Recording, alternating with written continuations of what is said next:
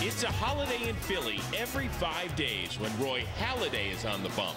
Today on Fox Saturday Baseball, the two-time Cy Young Award winner deals to David Wright and the suddenly streaking New York Mets in an NL East showdown. Speaking of holidays, don't sleep on Matt Holliday. Albert Pujols may get all the headlines, but Holliday's leading the league in hitting. Today, the first-place Cards head to Hotlanta to take a chop out of the Braves. And in Tampa, James Shields takes the mound for the Rays, eyeing his third straight complete game win, while Torrey Hunter and the Halos look to end April in style. The best in baseball are playing today, right now, on Fox.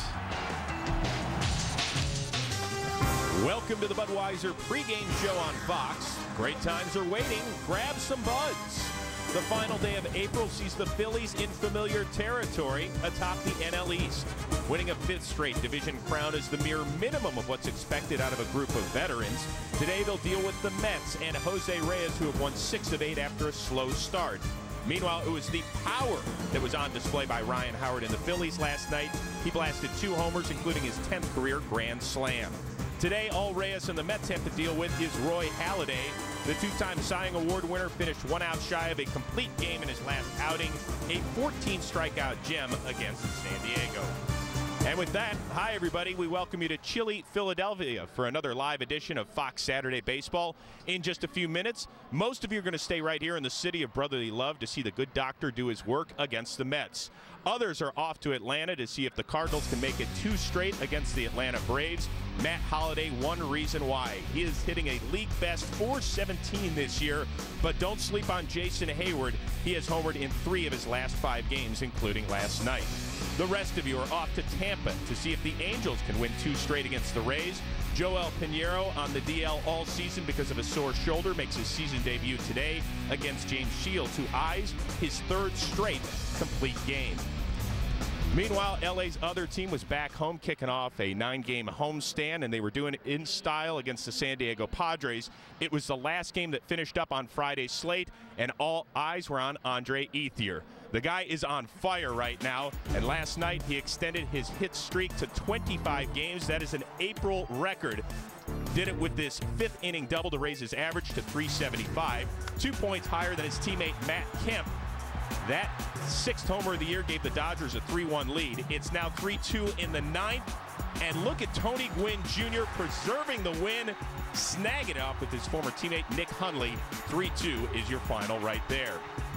Well, this weekend, of course, the NFL Draft wraps up, and that got us thinking about players that laced it up in both the NFL and Major League Baseball. Bo Jackson, Deion Sanders, Brian Jordan, they all come to mind. So why don't we think about today's major leaguers? Let's find out just how good they were at other sports and what their second favorite sport was while growing up. Second best sport was soccer, for sure. Yeah. Weird, right? Played up until I was a senior in high school. Basketball, and obviously not good enough. I was all right. You know, I like to shoot. I knew early on that baseball is what I wanted to do. I love soccer. I think it helped me in every other sport. And, you know, to this day, I still say soccer had a lot of impact on, you know, what I do on the baseball field, my footwork. I could dunk when I was about 5'8". You have video proof of this? No, I don't. All I cared about was being able to dunk a basketball. You know how it was just like a life goal of mine. Hockey, and I felt like I was pretty good. I had fun playing it. It's still my favorite sport. I love hockey. I had a scholarship to Nebraska to go play football. I ended up getting drafted, so you know, I chose baseball over football. I played basketball, soccer, and baseball in high school. I wasn't that great at basketball. You know, I was a little bit too short, a little bit too slow. I could shoot okay, could handle the ball okay, but obviously it wasn't going to be the NBA for me. I got into judo. My grandmother gave me the lessons when I was for my 5th birthday. I wanted to be a Teenage Mutant Ninja Turtle. Football. Oh yeah, I love football because of Prime Time himself. Deion was the man. Prime Time, you know, he was doing his little dances and stuff, so, you know, I used to imitate that stuff. I don't know about you, I'm still not buying that whole C.J. Wilson 5'8" I can dunk thing, but whatever. All right, coming up, it's a little baseball. For those of you staying here in Philadelphia, a live interview with Phil's first baseman, Ryan Howard. We are getting you ready for a full slate of baseball here on Fox. Some of you will stay here in the city of brotherly love for the Mets and the Phillies. Others are off to Atlanta to see the first-place Cards battle the Braves. The rest of you get the Angels and the Rays from Tampa. First pitch of your game is coming up next on Fox. You're watching Major League Baseball on Fox. It's a beautiful afternoon for baseball here in Atlanta as Fox Sports welcomes you to Turner Field. It's the second of a three-game weekend series between the Atlanta Braves and the St. Louis Cardinals. Good afternoon, everybody. Welcome to Fox Saturday Baseball. I'm Kenny Albert. I'll be joined momentarily by Mark Grace. The Cardinals in first place in the National League Central. They won the series opener here last night, 5-3 in 11 innings. And Mark, it has not been all about Albert Pujols so far this season in St. Louis. Yes, surprisingly, it's not the Albert Pujols show in April. Lance Berkman hitting over 400, and then also Matt Holliday hitting over 400. So the Cardinals have had a lot of thump in the middle of that lineup. Holliday batting .417, leads all of baseball. Berkman 8 home runs, 22 runs batted in. Now here in Atlanta, you and I were not sure whether Chipper Jones would return for the 2011 season. Braves with a new manager and Freddie Gonzalez. Chipper off to a tremendous start. Yeah, a little old age and some injuries made a lot of people think Chipper Jones was going to retire after last season. He's one of the better hitters in the National League again this year with 21 RBIs, and they need that because Atlanta Braves have really struggled offensively. So Chipper, it's you again. Well, Chipper turned 39 early this week. He's catching up to this guy. Welcome to the club, Chip. Well, a couple of future Hall of Famers will be on the field today. Chipper Jones for the Braves, Albert Pujols for the Cardinals. It's coming up next. Braves and Cards right here on Fox.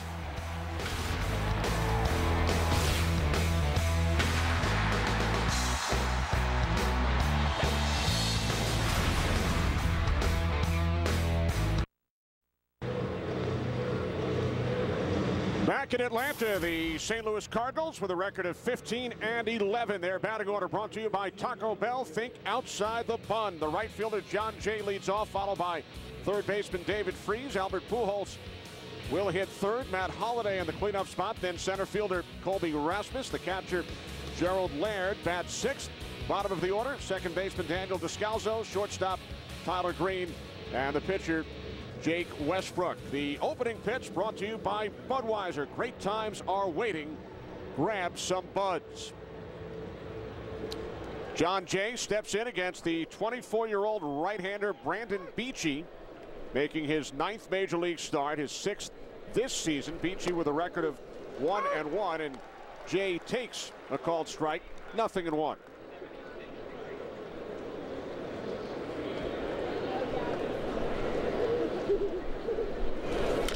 The 0-1, and Jay lifts it into shallow left center.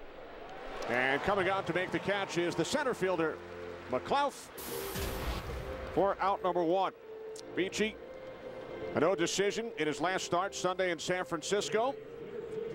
1-1, earned run average of 3.68. Started 3 games for the Braves last season. When we talked to Freddie Gonzalez, he just loves this youngster. He's a power pitcher, a good fastball, a hard-breaking ball, and he has no fear. He's going to be facing the best hitter in the game in Albert Pujols, and he doesn't plan on any backing down from this one. With Pujols on deck, David Freese takes ball 1. Freese 6 hits in his last 14 at-bats, hitting .358 overall, 9th in the National League. The other thing Freddie Gonzalez loves about Beach is he is a strike thrower. All managers love that. Averaging 9.5 Ks per 9 innings. Beachy grew up in Indiana, Kokomo, Indiana. Did not pitch until the latter portion of his senior year in high school. He was a third baseman. Pitched only 10 innings in high school. Went on to Indiana Wesleyan University. 1-2 now on Freese. Beachy not drafted. In fact, the only team to show interest were the Braves. He was signed by a scout by the name of Gene Kearns, the only team to make an offer. And that was less than 3 years ago, signed in July of 2008. Well, you can see that good arm that Beachy possesses. He's throwing some fastballs right by Freese. Surprising. Usually most people from Indiana play basketball, don't they, Kenny?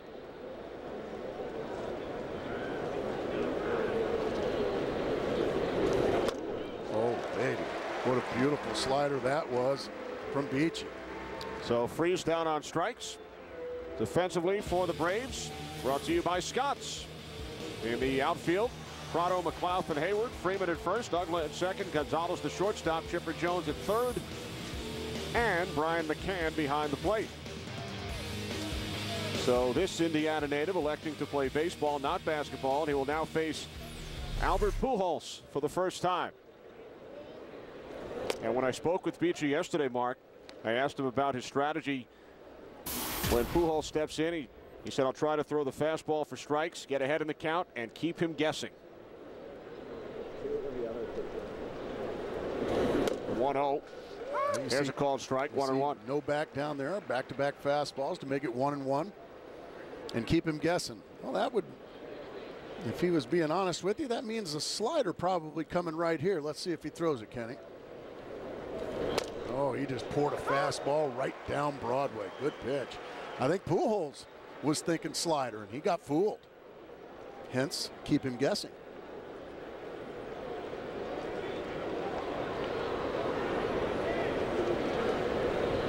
A 1-2 from Beachy. Now 2 balls, 2 strikes.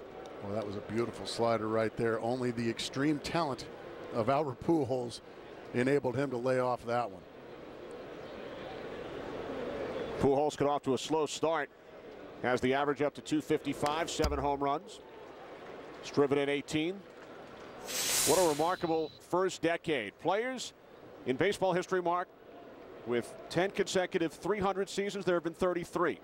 6 have hit 30 or more home runs 10 straight years. 5 have driven in 100 or more runs. He is the only one to do all 3 10 consecutive seasons. Unbelievable. Fly ball right field. Hayward is under it. And Brandon Beachy retires the St. Louis Cardinals in order on 13 pitches in the top of the first.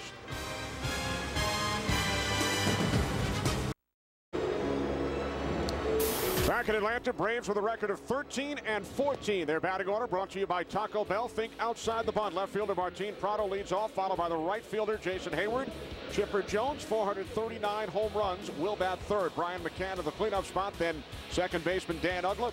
First baseman Freddie Freeman, the shortstop Alex Gonzalez, center fielder Nate McLeod, and the pitcher Beachy will bat ninth as the Braves get set to face 33-year-old right-hander Jake Westbrook. Record of 2-2. Check out the earned run average. He was much better in his last start on Sunday in a win over Cincinnati, but over his first 4 starts, Mark, he allowed 8 and 7 earned runs in 2 of those 4. Well, when Jake Westbrook is right, you just want to talk about his infielders. You don't want to hear anything about the outfielders. He's a ground ball pitcher when he's right. And what he has to do is he's got to throw some strikes and get some quick outs, get these Atlanta Braves to be aggressive swinging the bat, because way too many walks early in the season for Jake Westbrook. And Westbrook, I'm sure, thrilled that the calendar will turn to May tomorrow. April has been the worst month of his career throughout his 11 seasons, just 8 and 17 with earned run average over 5 during the month of April. Yeah, great movement on his fastball. He's got a great sinker. He needs to keep it down around the knees and get a bunch of ground balls.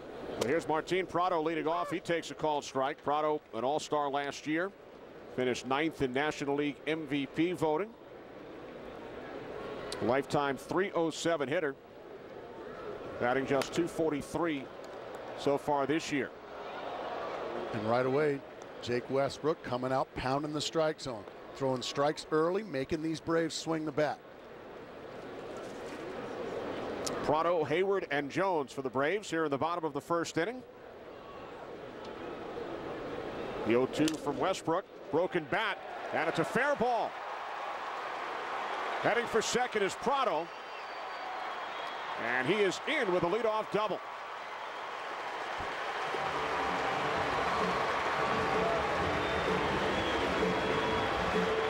Beautiful piece of hitting. Not such a beautiful slide, but we'll talk about this hitting first. A slider down and away somehow, some way.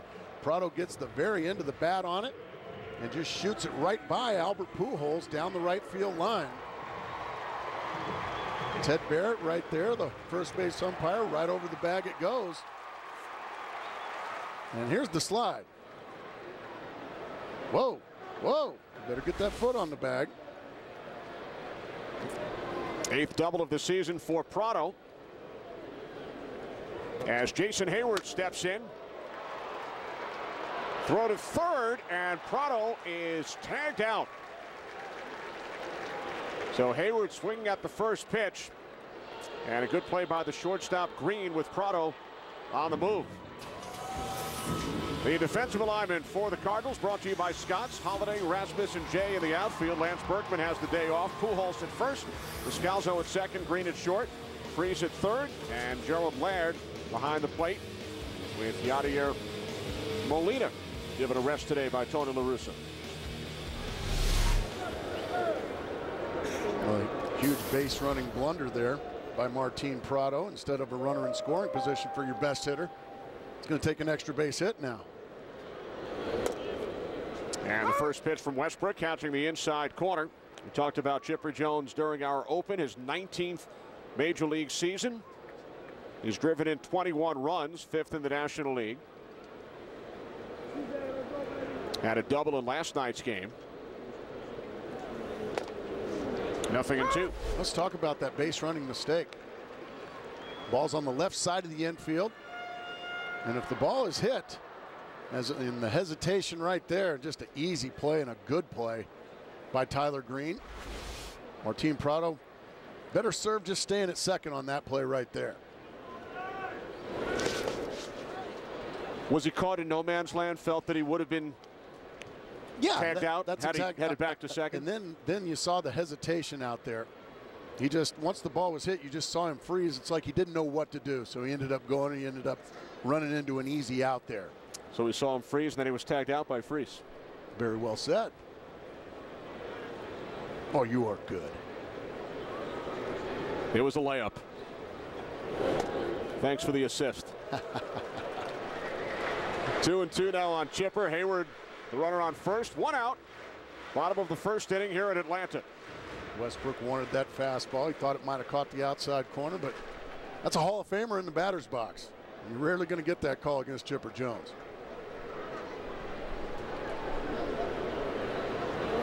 Runner goes. Here's the throw. Down to second, and Hayward is tagged out. What a throw by Laird, the backup catcher. Always had a great reputation defensively. A good jump by Hayward, but just a perfect throw by Laird. And a great tag. Watch the foot block the bag, and the tag by Tyler Green. Look at the left foot of Green, keep Hayward right off the base. Beautifully done on both ends by Laird and by Tyler Green, the shortstop. And now Chipper draws a 2-out walk. So outs on the base paths are killing the Braves here in the first. The top 3 in the Braves batting order have all reached base. But Prado out at third. Hayward out attempting to steal second. And now Chipper draws a walk, and Brian McCann will step in.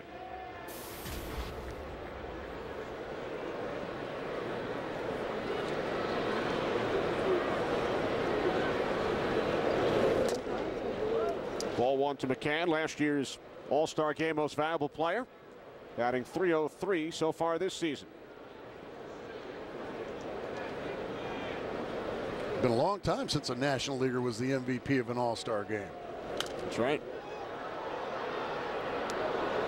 How about the inning Tyler Green's had in the field? Made the nice throw to third to get Prado, and then the play at second on the attempted steal by Hayward. Well, just some of the little subtle things about baseball that Tyler Green has done. He nailed a runner at third, and then a beautiful block of the bag with the left foot to tag out Hayward stealing. Good fastball right there from Westbrook. A lot of times when you get some terrific defense behind you, that now all of a sudden you puff your chest out a little bit if you're a pitcher. Like, my goodness, I'm giving up doubles, I'm walking people, but my defense is taking care of me. 1-2 to McCann, on the ground to the second baseman Descalzo. McCann is retired, so the Braves strand 1 in the first. No score here in Atlanta.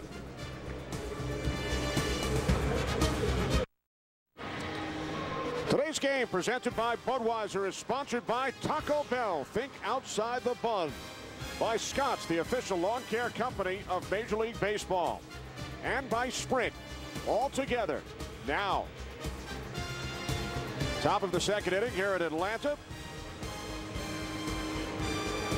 Second of this three-game weekend series. Tony La Russa on the left, the third all-time winningest manager in the history of Major League Baseball. And on the right, Freddie Gonzalez spent the last 4 seasons as the Florida Marlins skipper. And we asked Tony earlier, Mark, is it strange to look across and not see Bobby Cox in the Braves dugout? Yeah, he said it is very strange. And it's strange for me to come here to Turner Field and not see number 6 over there in the home dugout. But Tony was also eager to praise Freddie Gonzalez too and say what a great replacement they've got here for Bobby.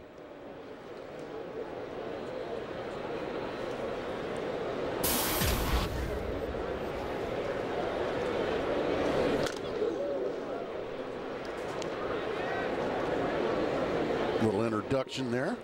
Brandon Beachy to Matt Holliday. You're a 400 hitter. I can't let you just stand up there and let you get those big, strong arms extended. I'm going to have to crowd you with a fastball. Now 2-1. Holliday leading all of baseball with his .417 average. Number 1 in on-base percentage as well.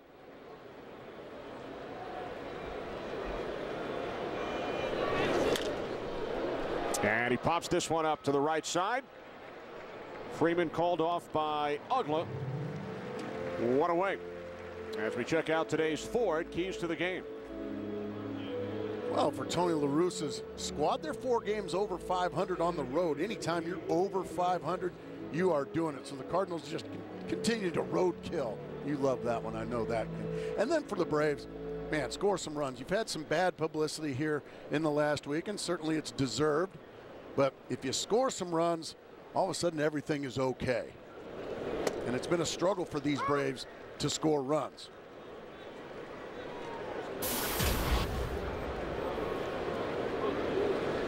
Braves just 10th in the league in both runs scored and hits, as Rasmus fouls it off to the left side.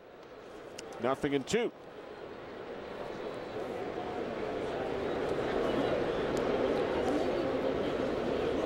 Colby Rasmus, a Georgia native, born in Columbus, Georgia.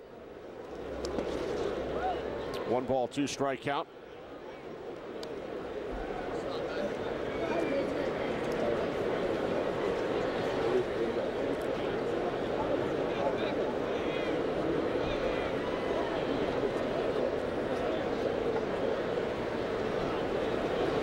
Two from Beachy. Line foul off to the right side. Beachy has retired the first 4 Cardinals he has faced with relative ease. Days off for both Lance Berkman and Yadier Molina. Oh, what a called strike 3. So Rasmus down on strikes. Well, as Mark alluded to, it has been a rough week off the field for the Atlanta Braves. For more, here's Ken Rosenthal. Kenny, Mark, Roger McDowell is almost certain to be suspended by baseball for allegedly making homophobic remarks and crude gestures at fans in San Francisco.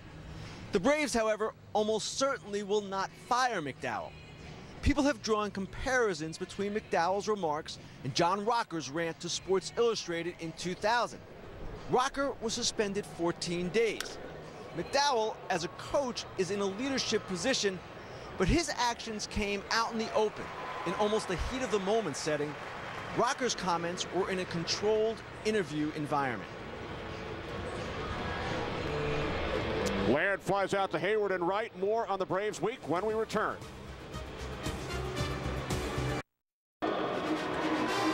Fox Saturday Baseball is presented by Bud Light Lime, the just right taste of Bud Light with a refreshing splash of 100% natural lime flavor. Kenny Albert, Mark Grace back in Atlanta, bottom of the second inning.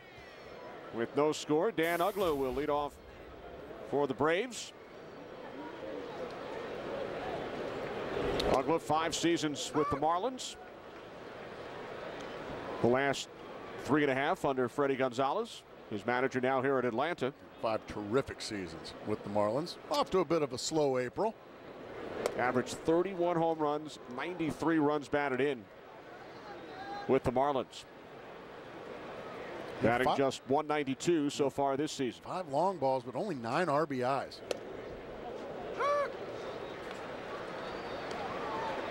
One and two on Ugla. Freddie Freeman waiting on deck.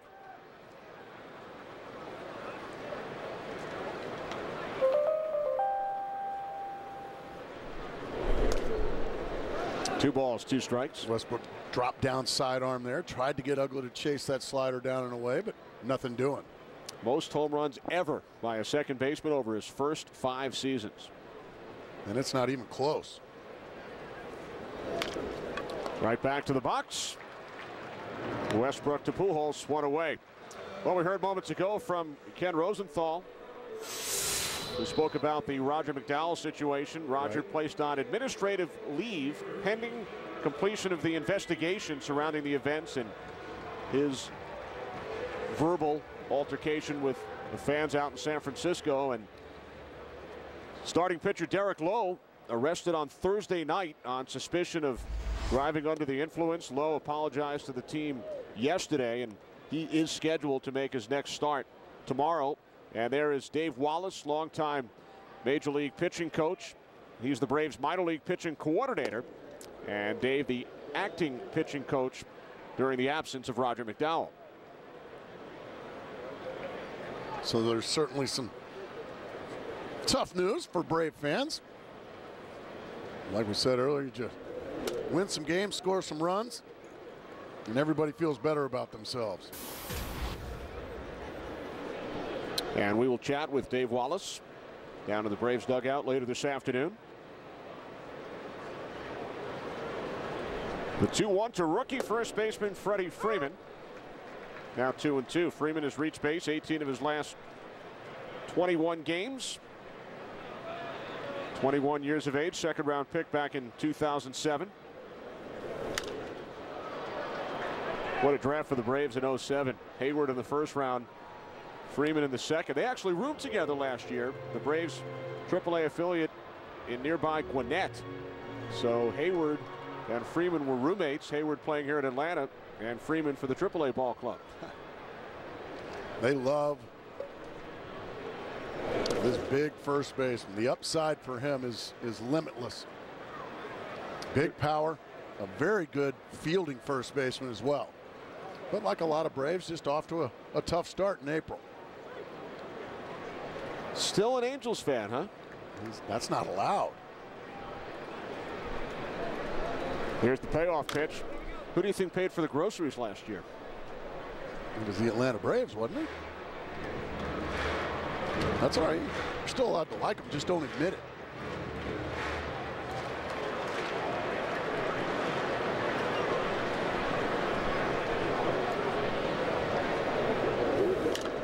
Another foul. This one off to the left side.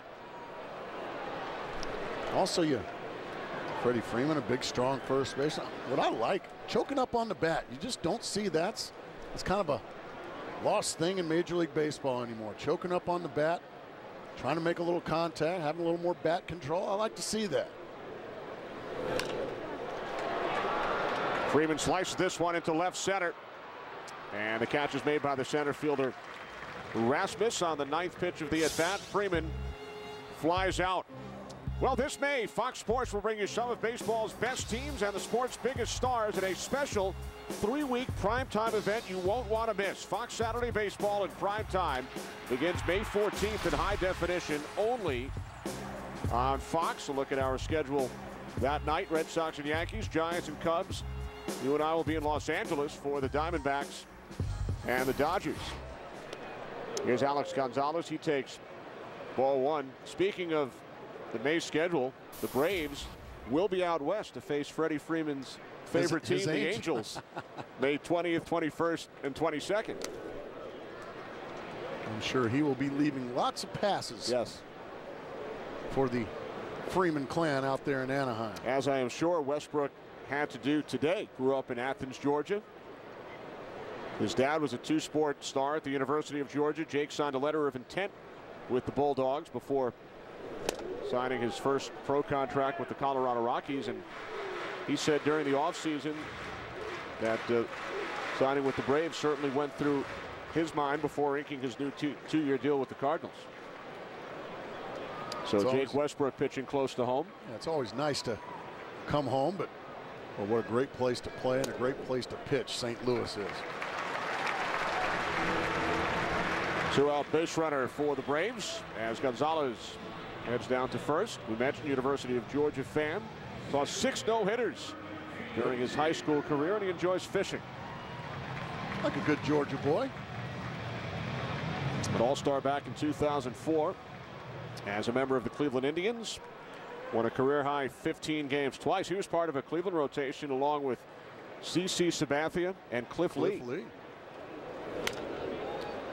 Here's Nate McLouth, who went deep for the first time this season last night off Chris Carpenter. High, towering, majestic long ball.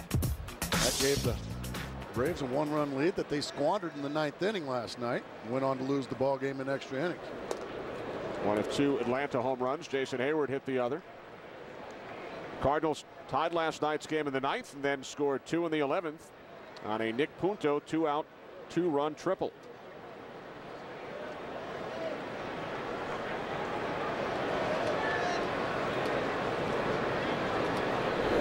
The 0-2 to McLouth, fouled off to the right side.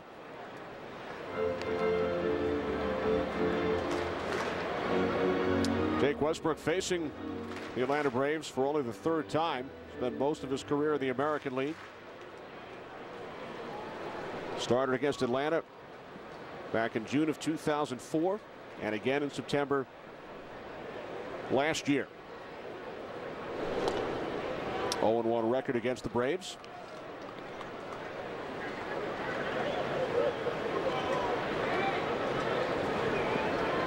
Gonzalez, the runner on first, 2 outs, bottom of the 2nd inning.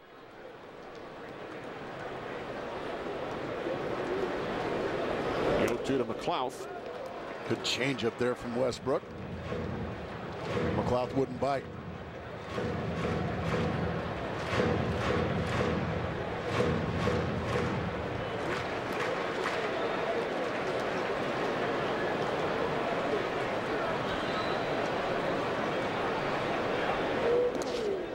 Two balls, 2 strikes.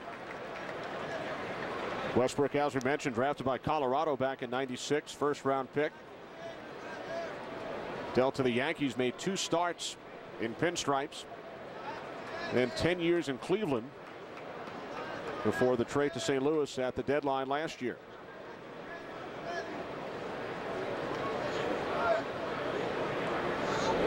Two, another foul. Some long at bats here by the Atlanta Braves off Westbrook. Freddie Freeman earlier had a 9-pitch at bat before making it out. Now McLouth making Westbrook work. 38 pitches, not yet out of the 2nd inning.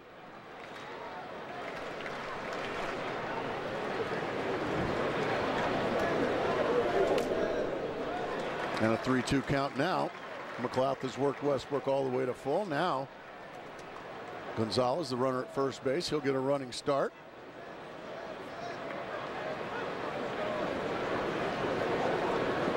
Yikes. He needs that moon out. There goes Gonzalez. The scoop by Pujols takes it to the bag.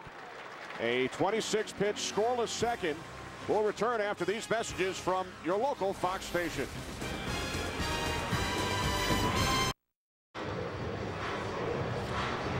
Welcome back to Fox Saturday Baseball, presented by Budweiser. Great times are waiting. Grab some buds. Top of the 3rd inning here in Atlanta. Cardinals have gone down in order in each of the first 2. Here's Daniel Descalzo to face Brandon Beachy. Descalzo with a sacrifice fly in the 9th inning last night, which tied the game.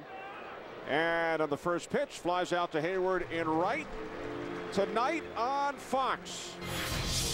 Boogity, boogity, boogity. Let's go short track racing, boys. Under the lights Saturday night, short track style. The action, running all over each other, it'll be wow. A place with a lot of history and, boy, a lot of excitement. These guys truly enjoy racing here. Don't miss what happens next on NASCAR on Fox.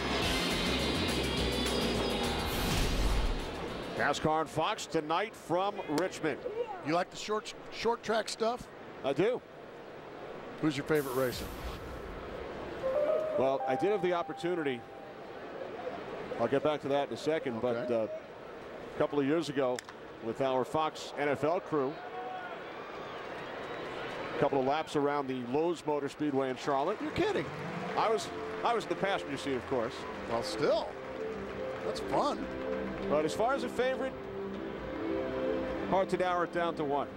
What about you? Well, you know me, I'm a front runner, so I'm a Jimmy Johnson guy. There you go. What a beautiful day we've got here. Hadn't been that way in the last week or so, has it?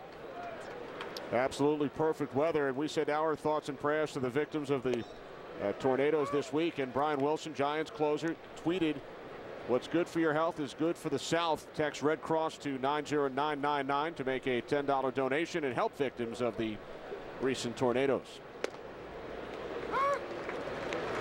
Of course, the St. Louis airport hit earlier this week. Just vicious weather in the South, the Midwest, just about everywhere. Jake Westbrook at the plate. 2 hits and 11 at-bats this season, 7 for 50 in his career. So you're a front runner, huh? Of course.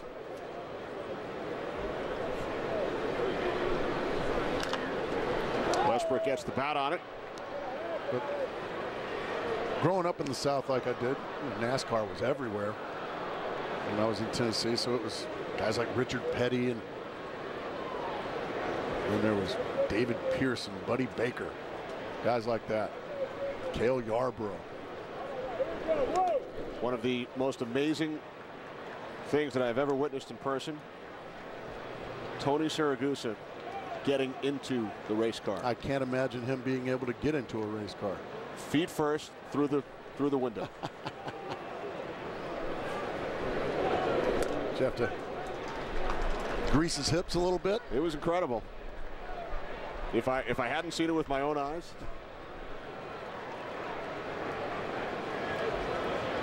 Payoff pitch to Westbrook. Line drive caught by Freeman. Another perfect inning for Brandon Beachy. 33 pitches through 3, retires the first 9 Cardinals.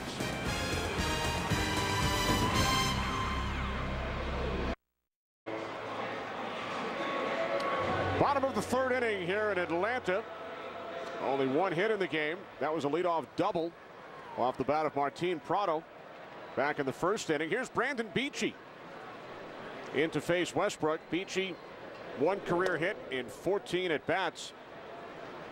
Mark, how about the Atlanta pitchers this season? 1 for 50 at the plate. As hitters, they can pitch. Yes, they can. Derek Lowe with the only base hit. That's a bit surprising because Tim Hudson, usually a pretty good hitter. Derek Lowe, usually a pretty good hitter.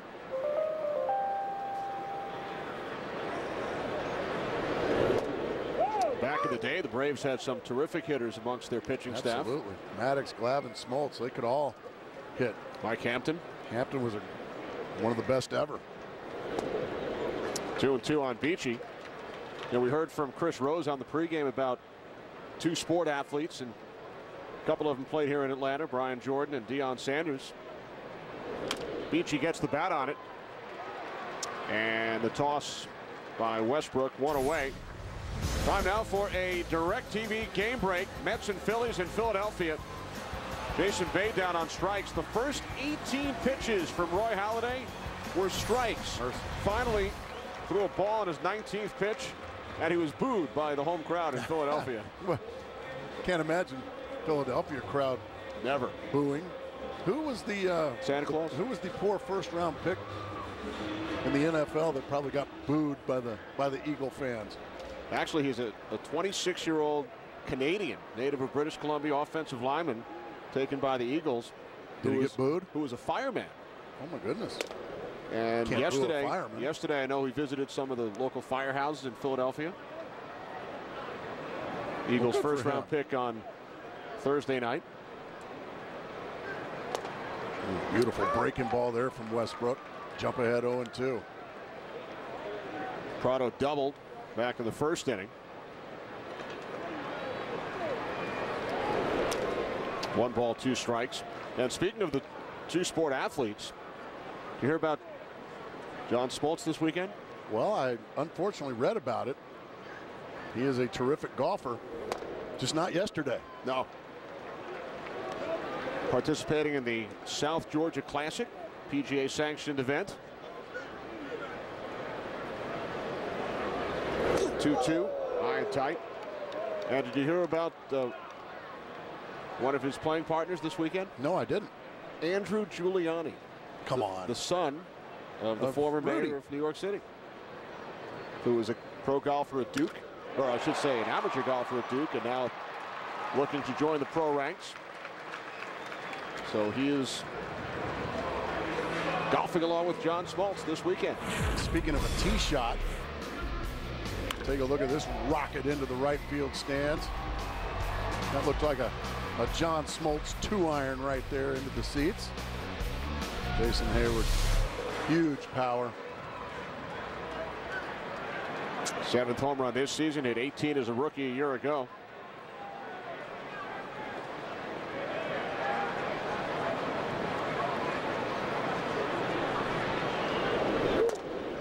Of course, you think back to the Yankee World Series back in the 90s, and young Andrew Giuliani at the time sitting alongside his dad. That's true.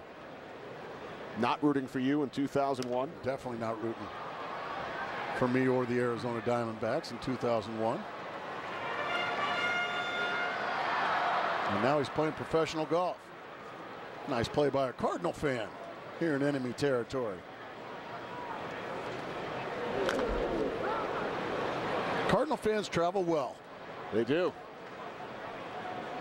Cub fans, Cardinal fans, of course, Yankees, Red Sox. They all travel well. There's others, but those are the ones that come to mind. Cardinal Nation well represented here in Atlanta this weekend.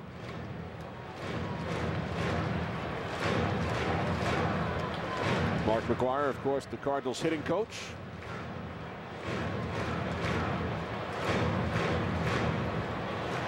No balls, 2 strikes, 2 outs. Bottom of the 3rd inning here in Atlanta.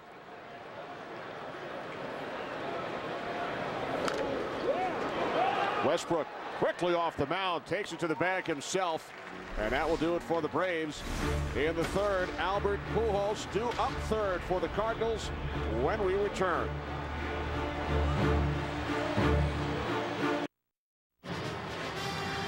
Today's game presented by Budweiser is sponsored by Ford, Drive One, and by Klondike Ice Cream. What would you do for a Klondike bar? Back at Turner Field, Kenny Albert, Mark Grace, no score, 4th inning. Top of the order, John Jay, starting in right field for Lance Berkman today. Leading off against Brandon Beachy, who needed only 33 pitches over the first 3 innings, and retiring the first 9 Cardinals. Jay fly to center his first time up, and he sends this one into right field, and the catch is made by Hayward for out number 1. Well, Kenny, we are right smack dab in the middle of a pitcher's duel. Both Beachy and Westbrook dominant through the first 3 frames. And a quick out here to start the 4th, the 2nd time around for the Cardinals. Only 1 hit in the game so far. Here's David Freese, who turned 28 on Thursday, struck out his first time up. 0-1. Oh, what a beautiful slider there to start Freese.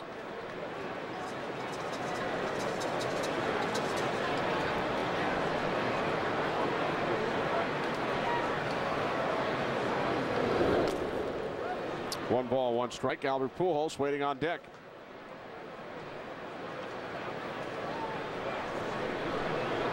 Top of the 4th inning on a beautiful day here in Atlanta. Oh dear.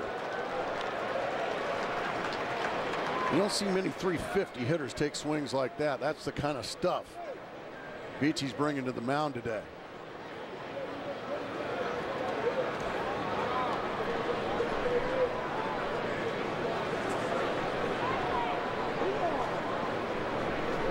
The 1-2 from Beachy, and there's the first hit of the game for the Cardinals as Freese singles into right field.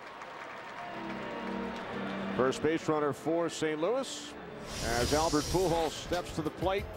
Check out these numbers: career .325 average, 400 or more home runs, 1,200 or more runs batted in. In the next era, into the 50s and 40s and 50s, those guys. Now, only one in this era. That's amazing. You just don't see players like that anymore with the numbers that those guys had. Guys like Jimmy Fox, Ted Williams, Stan Musial. Forgot to mention Babe Ruth.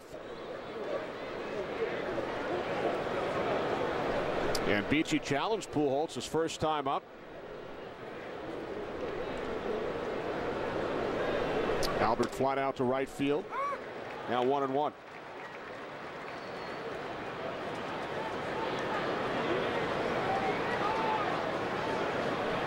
Albert has grounded into 9 double plays already.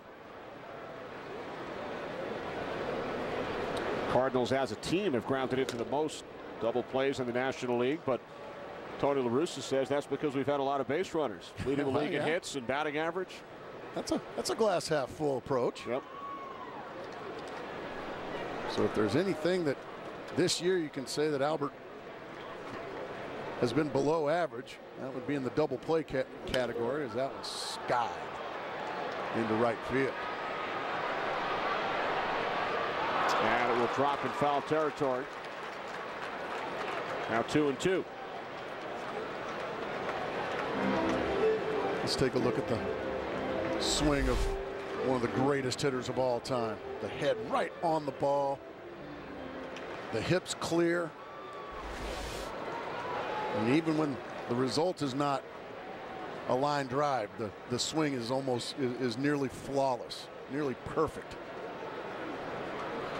Very little wasted movement. Just kind of stands there, very statuesque.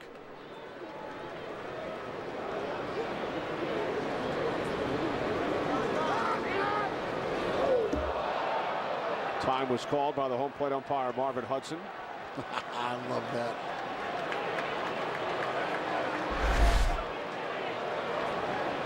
The late Manute Bol wouldn't even swing at that.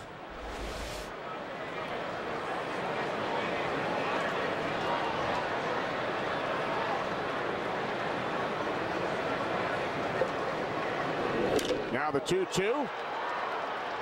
Left center field. And the catch is made by Prado for out number 2. We mentioned Marvin Hudson working behind the plate. He grew up here in the state of Georgia. Ted Barrett at first base. Ryan Runge, part of a 3-generation umpiring family at second. And the crew chief in his 29th season, Tim McClellan, is at third. 4 of the best in the business here this afternoon. And we had a chance to visit with the 4 umpires prior to the game, and they're excited about what is going to happen next Saturday as Matt Holliday steps in to face Beachy. Holliday popped out to the second baseman Uggla. Beginning next week on selected Saturdays, the umpires will welcome kids awaiting adoption to various ballparks around the major leagues, and they will bring them down to the field before the game and take them through the baseball experience as part of the Umps Care program. And you can learn more by visiting umpscare.com. Ted Barrett was very excited about that and wanted us to make sure we mention that. Ted, a former Gold Glove boxer. Wow. So you better be careful if you argue with Teddy. He'll box your ears.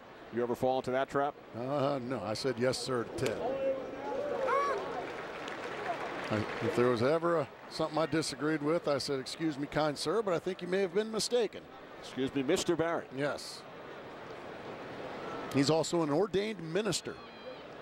He married a friend of mine, Tom Candiotti. Remember the knuckleballer Tom Candiotti? He married Tom Candiotti this offseason.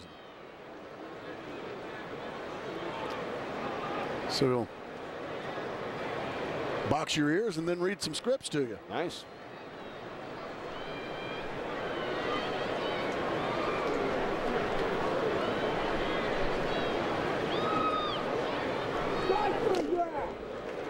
Two and two on Holiday with Freeze on at first, 2 outs.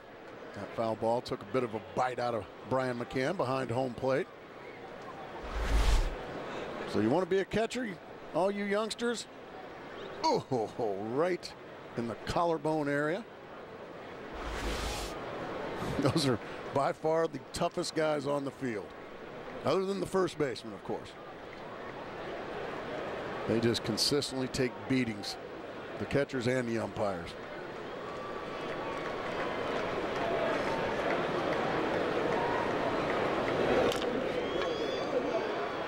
Nice play by Chipper Jones. And he will lead things off for the Braves in the bottom of the 4th inning.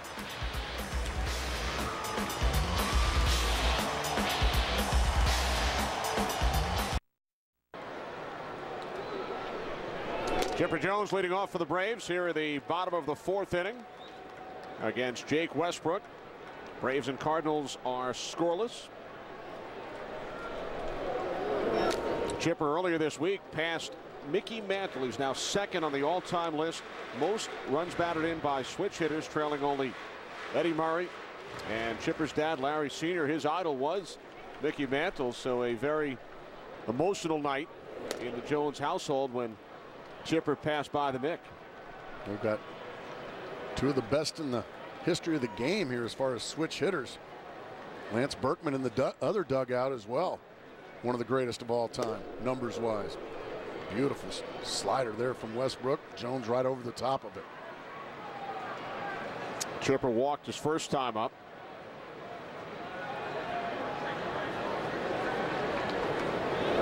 Two from Westbrook, full count.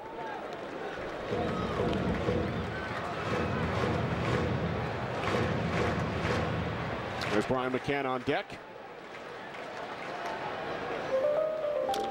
Payoff pitch is fouled off to the right side. Well, Chipper now in his 19th season, played his first major league game in 1993. Look at the players in the other sports with the longest current tenure. The place kicker in Detroit, Jason Hansen. Nicholas Lidstrom of the Red Wings. Tyler Green over to first. Kobe Bryant now 15 years in the league. So Chipper 19 seasons with the Braves, a contemporary of yours, of course. Nicholas Lidstrom, terrific defenseman from Sweden. And Kobe Bryant, 15 seasons with the Lakers. I remember when Chipper Jones first came to the major leagues with all the hype, and well-deserved hype. He was first player picked, and he just came in and really made since his rookie year, he's made the game look very easy, and it's not. It's a very difficult game to play at this level, as that one's ripped into right field for a base hit. Second hit of the game for the Braves. McCann on at first. The Chipper, after coming up in '93, missed the entire '94 season, and then helped lead the Braves to the postseason in '95. Watch how Brian McCann keeps his hands close to his chest, pulls the bat right through the zone, gets jammed ever so slightly, but still, one thing we know about Brian McCann, he is strong, and he was strong enough to get it out to right field. And another base runner. One out base runner for the Braves. Here's Dan Uggla. Braves, of course, won the World Series in Chipper's first full season back in '95. Beat the Indians.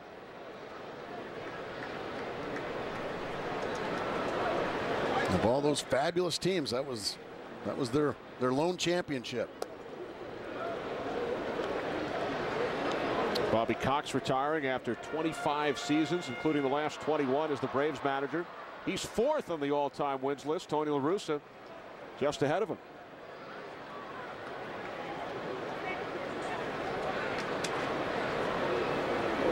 And Bobby's number 6 will be retired here in August. Currently a special assistant to the general manager. Recently returned from a cruise with his wife Pam. Yeah, some well-deserved time off for Bobby Cox. One of my favorite people I ever knew in the game.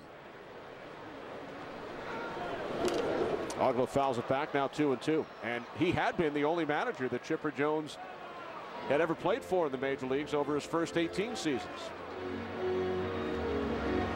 Wow.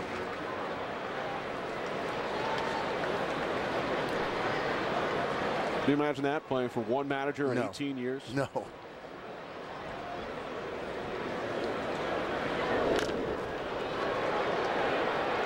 Freeze to second, on to first, double play. 4 innings in the books here in Atlanta, still scoreless.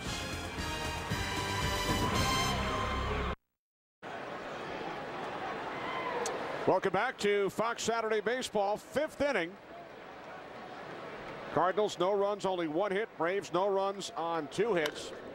And on the first pitch of the inning, Colby Rasmus singles into right field. Well, first pitch curveball from Beachy. Rasmus all over it. Head right down, driving through the ball. All you young hitters out there, swing through the ball, not to it, through it. And your results are going to be a lot better. That was a beautiful swing there from Rasmus. So the Cardinals have the leadoff man on for the first time today, as the catcher Gerald Laird steps in, fly to right his first time up. Laird making his 7th start behind the plate, the former Texas Ranger and Detroit Tiger.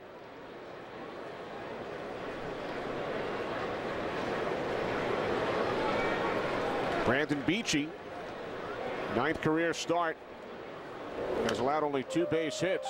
He retired the first 10 Cardinals today.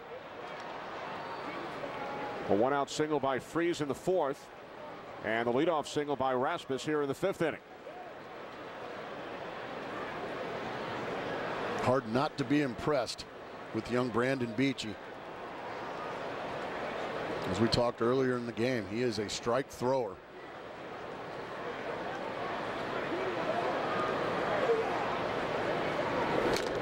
Gas right by him. 0-2. And there's a difference between throwing strikes and throwing quality strikes. He has stayed on the corners. He's elevated some fastballs when he needs to. He's thrown some beautiful sliders as well with 2 strikes. Kind of been his strikeout pitch. Let's see if he goes with it again.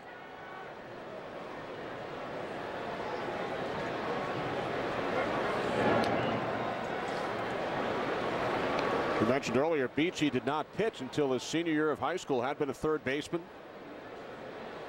Well, you know what that means. He was probably a lousy hitter.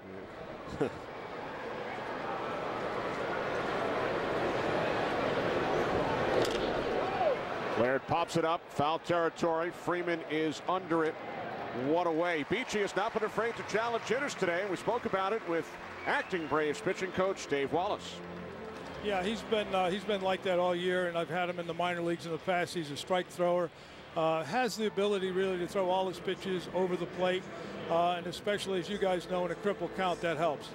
Well, are you surprised at all? Just he shows no fear even against some of the great hitters like Pujols. Well, I think his confidence level, and after what he's been through last year when he got called up late in September and go in that Philly crowd in a playoff atmosphere and handle that, and just knowing his makeup, it's really not all that surprising. Thanks, Dave. Best of luck. You're welcome. Good luck, Dave. Dave Wallace, the acting pitching coach. Roger McDowell on administrative leave pending completion of the investigation surrounding the events of last Saturday in San Francisco. As Beachy throws over to first. You know, it's interesting that Wallace mentioned the game in Philadelphia when Beachy came up last September, because Brandon mentioned that to me when I spoke with him yesterday. I asked him about that first wow big league moment, and he said it was in Philadelphia when he was in the dugout after he had pitched, and Brad Lidge came out of the bullpen, and 50,000 fans waving towels in the ballpark, and he said he was glad it didn't hit him when he was on the mound. Philly can be a rough place to get a start, especially late in the season when those Philly fans are really riled up. Fouled off to the left side. No room for the third baseman Jones. 1-1. Scalzo fly to right his first time up. Drove in 2 runs last night. Well, if you saw the out ratio earlier, there's a couple of strikeouts, 1 ground ball out, and 10 fly balls. But really none of the fly balls have been hit well. They've all been just either very routine fly balls or pop-ups on the infield. Really haven't squared Beachy up other than Rasmus in this inning really all afternoon.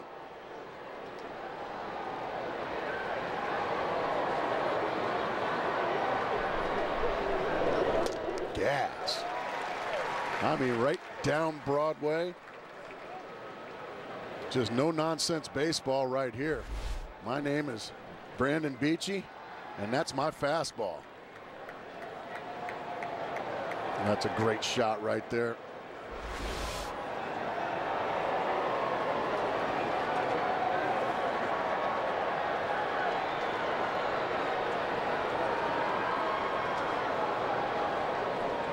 Beachy, a White Sox and Reds fan, growing up in Kokomo, Indiana, and his favorite players were not pitchers.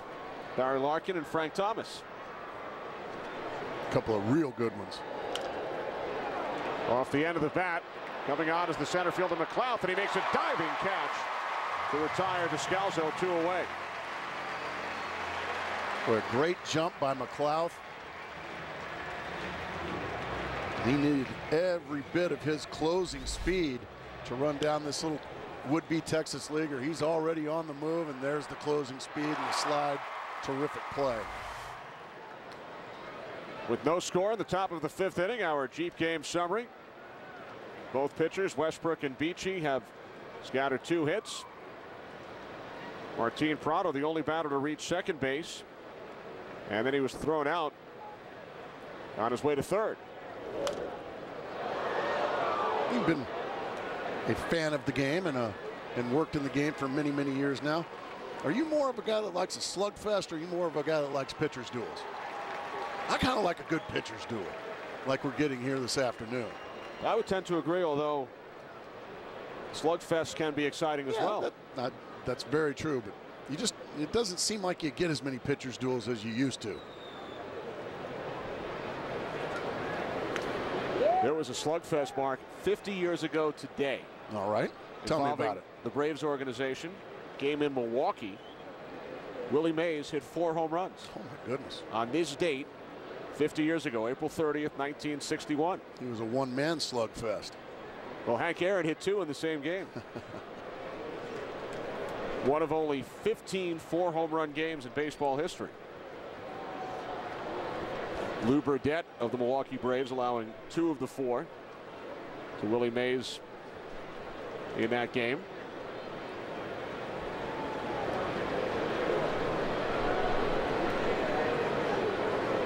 A 1-1 to Tyler Green, fouled back.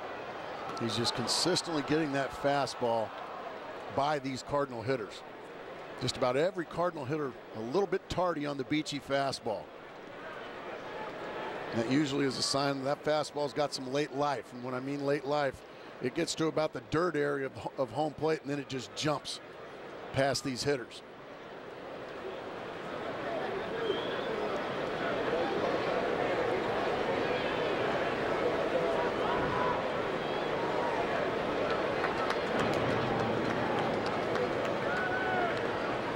Our statistician Marty Aronoff reminding us that the 2 teams have combined for only 4 hits today, despite the Cardinals coming into the game #1 in batting average, tied for first in runs batted in, first in runs and hits.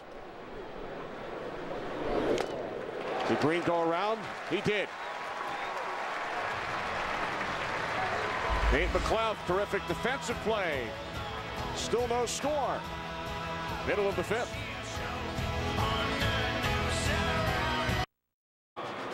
Fox Saturday Baseball is presented by Bud Light Lime, the just right taste of Bud Light with a refreshing splash of 100% natural lime flavor.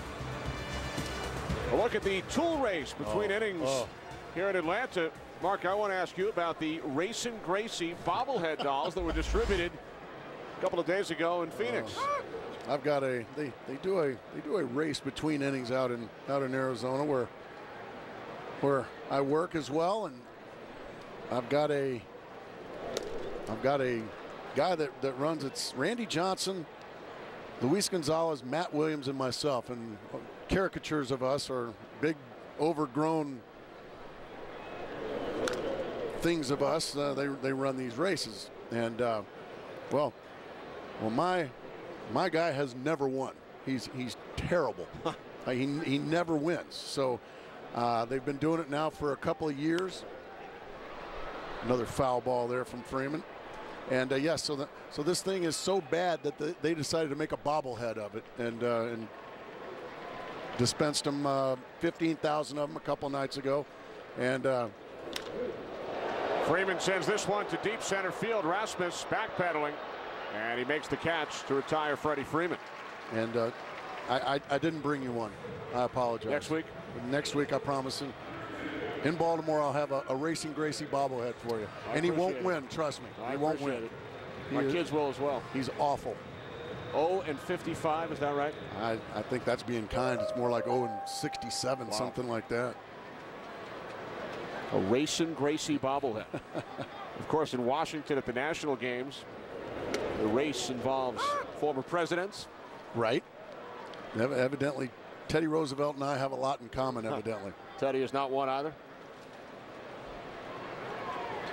Here's Alex Gonzalez, walked his first time up. Off the glove of Green.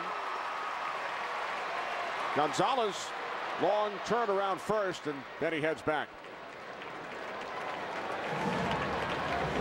This will go as a base hit, just right in between for Tyler Green. Didn't know whether to play it on a hop or try to snare it when it was still airborne, and it gets away from him. Westbrook, oh no. Base runners are at a premium today. There just haven't been very many. Braves had 3 base runners in the first inning, but 2 were wiped out on base running mistakes. And that does go as a base hit. A 1-out base runner for the Braves. Here's Nate McLouth. Grounded out to Pujols his first time up, but since Freddie Gonzalez moved McLouth to the number 8 spot on the order, he's batting over 400.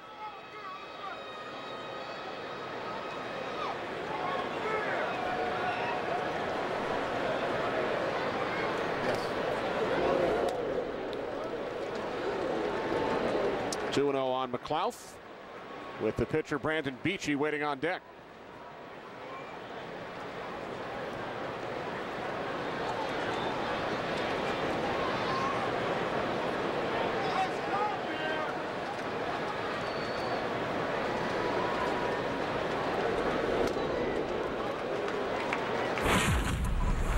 In the first inning, you see a base running blunder right there from Martin Prado.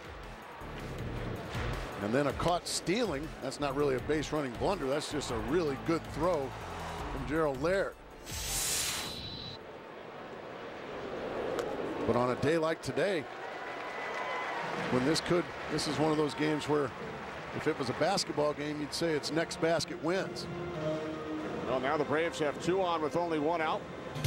Well, 2 lucky guys are watching every baseball game during this 2011 season and sharing their experiences with fans throughout their entire season-long adventure. Check out what's going on at MLBFanCave.com. Follow MLB Fan Cave on Twitter and like the MLB Fan Cave page on Facebook. And I know a number of Major League players have visited the Fan Cave. Some members of the Chicago White Sox stopped by this week where they were in town to play the Yankees. That was Justin Upton and Chris Young of the Arizona Diamondbacks.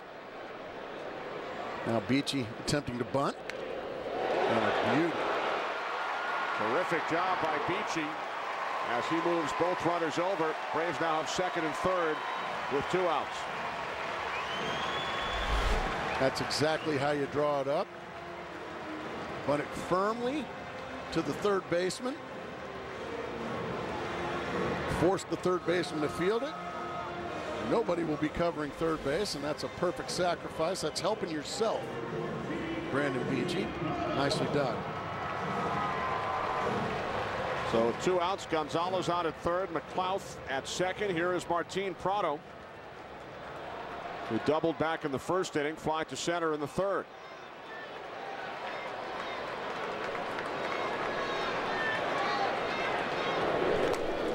Well, a really good pickup there by Laird. Spiked a slider, did Westbrook. Laird, one of the best defensive catchers in the game. Well, it's a good feeling if you're a pitcher when you know you've got a guy behind the plate that is pretty much a wall back there. Nothing's going to get by, so if you do bounce a slider, it's not going to hurt you.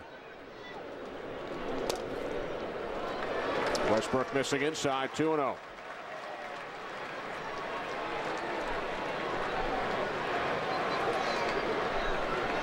For a team struggling to score runs, you don't really expect to see that graphic, but there's your truth.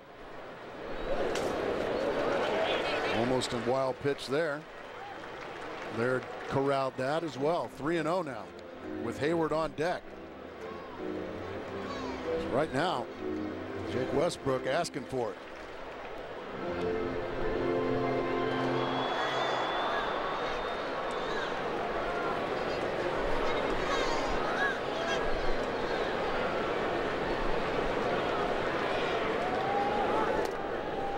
Fastball in for a called strike, now 3-1.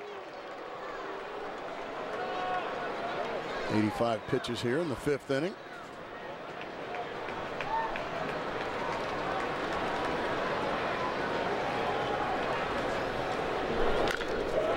Base hit down the left field line. Gonzalez scores. McLouth crosses the plate. A 2-run double off the bat of Martin Prado. The Braves lead 2-0. Well, a 3-1 fastball, middle in, belt high, and Prado does not miss it. He swats it right by David Freese. The effort there, and down the line it goes. And in this game where Beachy's throwing the ball so well, the Atlanta Braves are the first one to strike.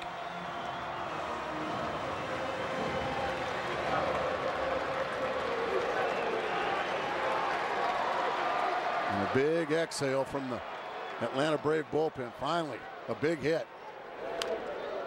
Ooh, a mighty rip there from Hayward as well. He wasn't thinking double there. He was thinking long ball. So Prado breaks the scoreless tie. You talked about the pitchers duel here. How about the other two Fox Saturday games? Mets lead the Phillies 1-0 in the 6th. Rays over the Angels 1-0 in the 5th. 3 low-scoring games today on Fox. In foul territory, the catch is made by Laird, so Hayward fouls out, but the Braves strike first. Prado with his 11th and 12th RBIs of the season.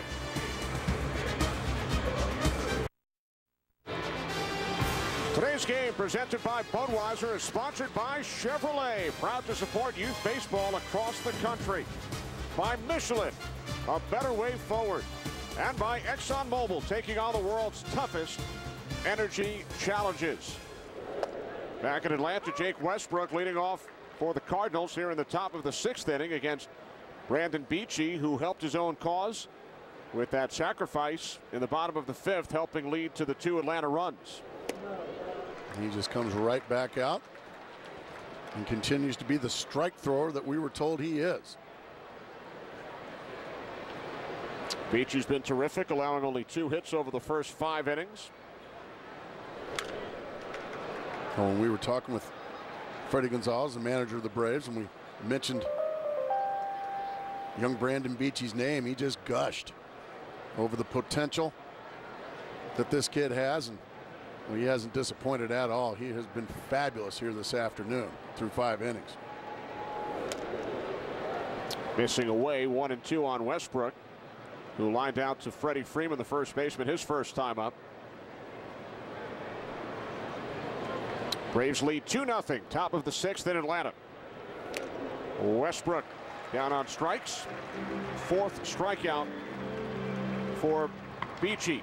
Well, Fox Sports is proud to support Stand Up to Cancer and their work to fund groundbreaking research that helps accelerate treatment to patients. To learn more, please visit standuptocancer.org/Fox Sports. Mark and I wearing these pins in support of Stand Up to Cancer, as well as our colleagues all season long on Fox Saturday Baseball.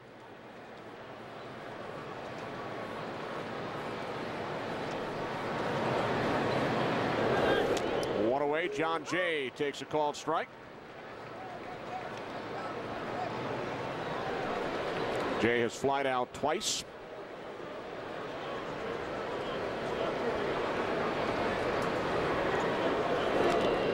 Got him right in the knee.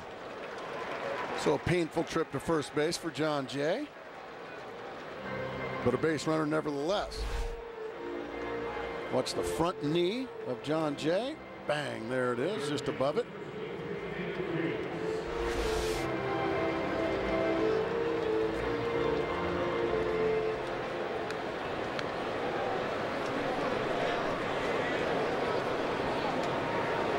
One out base runner for the Cardinals. Here's David Freese, who struck out in the first, singled in the 4th inning.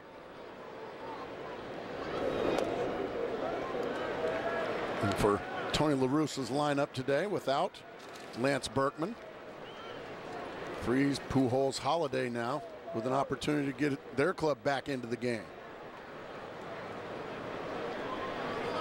Cardinals, as we saw earlier, have been terrific offensively this season. Leading the league in runs, hits, and batting average. Thanks in large part to Holiday and Berkman. Freese batting .358. Rasmus up over 300. And of course, Albert Pujols. Cardinals at 15 up, 11 down. Game-and-a-half lead in the NL Central over the second-place Brewers.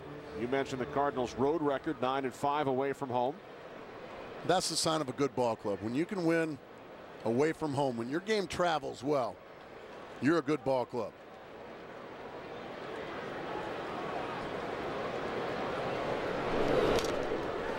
And then you look at what the starters have been able to do, even without Adam Wainwright, who's gone for the season. Kyle Loesch with 4 wins. He is not allowed to run in 19 2/3 innings. Kyle McClellan with 4 wins. 3 for Jaime Garcia, who will start tomorrow. Oh, what a shot in the arm Loesch has been. Injuries to his arm the last couple of years have derailed him, but boy, he has been fabulous here in 0-11.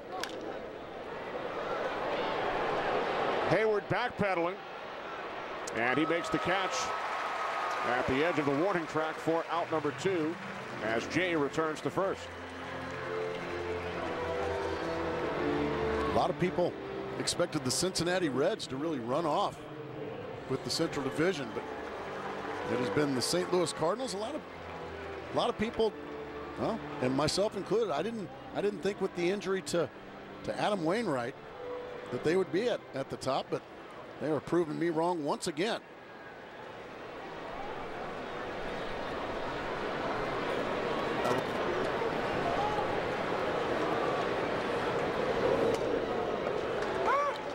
Strike 1 to Pujols, who is 0 for 2 today, along with Stan Musial, the only 3-time MVPs in franchise history.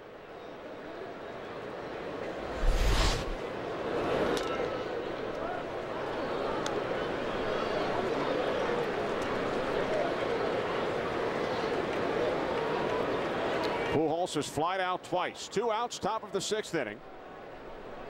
Jay was hit by a pitch. He takes his lead off first. Fastball missing high and away. 2-1. So far, a steady diet of fastballs away to Albert Pujols. Brian McCann going to go out and have a conversation with his right-hander. Now, I like this by McCann. Now a veteran catcher. This is no time for guesswork. This is the tying run at the plate, and his name is Albert Pujols. This is no time to be thinking that you're doing the right thing. You need to know. Well, help make the baseball moment kids will never forget. Go to ChevyBaseball.com to support youth baseball. Plus, enter to win one of 4 trips to the 2011 MLB All-Star Game and the keys to a new Chevrolet.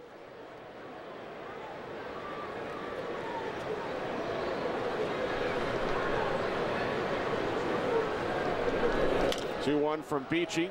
Another fastball away, that time perfectly executed by Beachy. 2 balls, 2 strikes.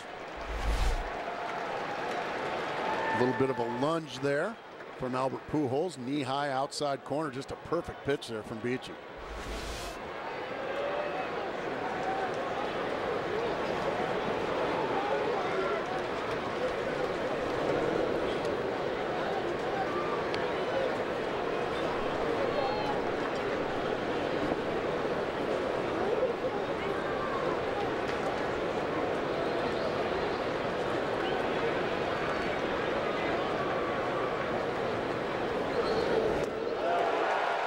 Down on strikes.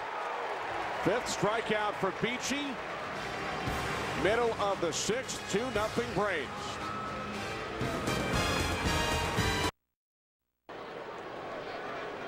Two nothing Braves, bottom of the 6th inning as Chipper Jones takes strike 1 from Jake Westbrook. Chipper walked in the 1st, grounded out to short in the 4th. Braves scored their 2 runs in the 5th inning on a Martin Prado 2-run double. Prado's 2nd 2-base hit today. After Beachy helped his own cause with a sacrifice bunt, Chipper Jones will fly out to the center fielder Rasmus for out number 1. Well, this week it's back-to-back days of the UEFA Champions League semifinals, beginning with one of the world's greatest sports rivalries as Barcelona battles Real Madrid on Fox Soccer, and then Manchester United takes on Schalke on FX. Check local listings for the start time in your area.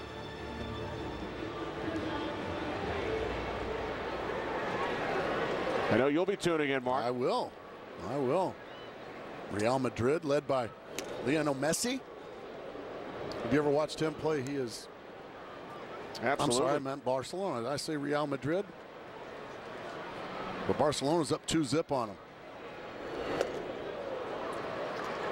And he scored a pair of goals in the first leg of the semifinals. Man U led by Wayne Rooney.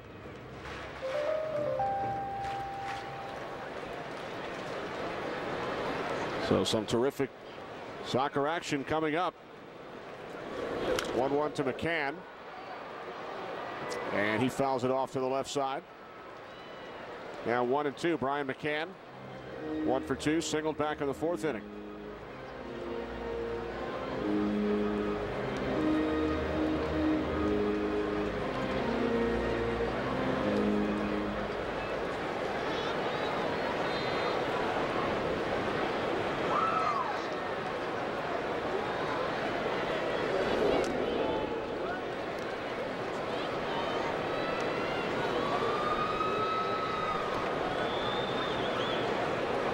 Needless to say, what a great offensive catcher McCann is as well as a defensive catcher, but he is a strikeout victim as Westbrook threw one of the better sliders he's thrown today. Both pitchers just on top of their game. One bad pitch from Westbrook, a 3-1 fastball, cost him a couple of RBIs off the bat of Prado, but there's the slider down and in. McCann right over the top of it. Beautifully executed there by Westbrook.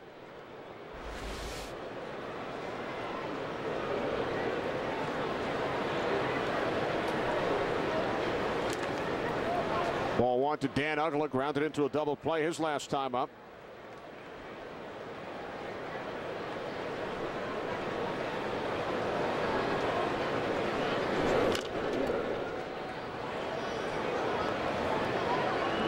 Nice play down there in the third base box by Brian Snitker.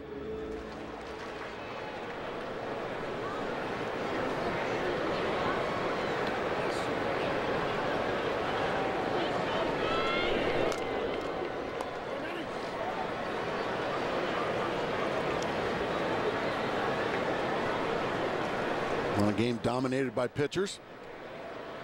Just one bad pitch by Westbrook has been the difference. Brandon Beachy. He's been in a lounge chair out there this afternoon.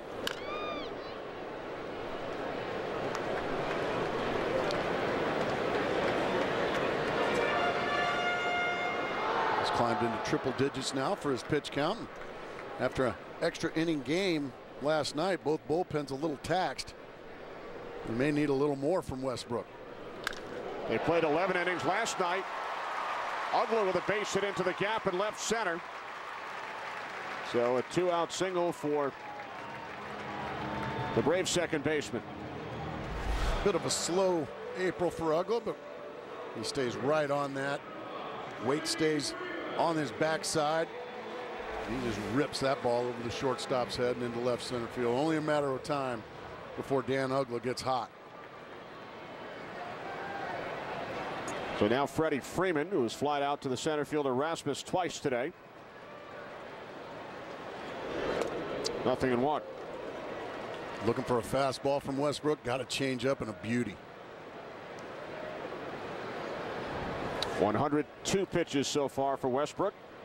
Bottom of the 6th inning, with the Braves leading the Cardinals 2-0.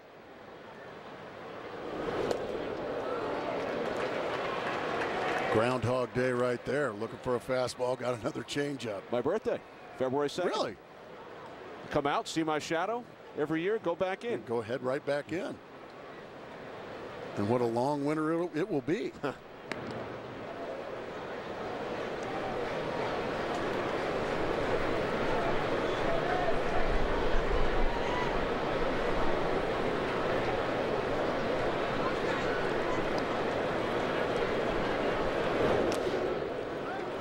Went to the changeup again. That time Freeman didn't bite. 1 ball, 2 strike count. 2 outs. Bottom of the 6th inning. Ugla, the runner on first. Cardinals have won 3 in a row. Braves 5 of their last 7.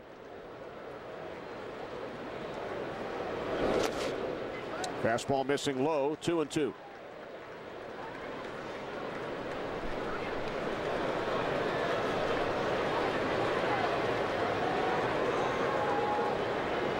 Freeman battling, trying to get back into a bit of a hitter's count. Seen a bunch of off-speed pitches so far in this at-bat. On the ground to the second baseman, Descalzo.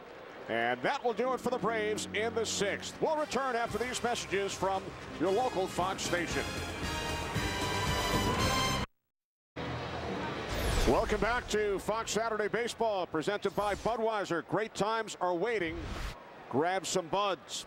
Kenny Albert, Mark Grace back in Atlanta. Braves lead the Cardinals 2-0. Top of the 7th inning. Matt Holliday leading off against 24-year-old Brandon Beachy. And Holliday, who is 0 for 2 today, takes a called strike. 0-1. Started the day at .417. Average now at .405.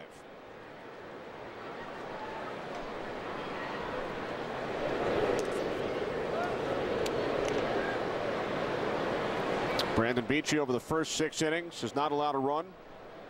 Only 2 Cardinal base hits. Beachy's 9th major league start. The shortstop Gonzalez.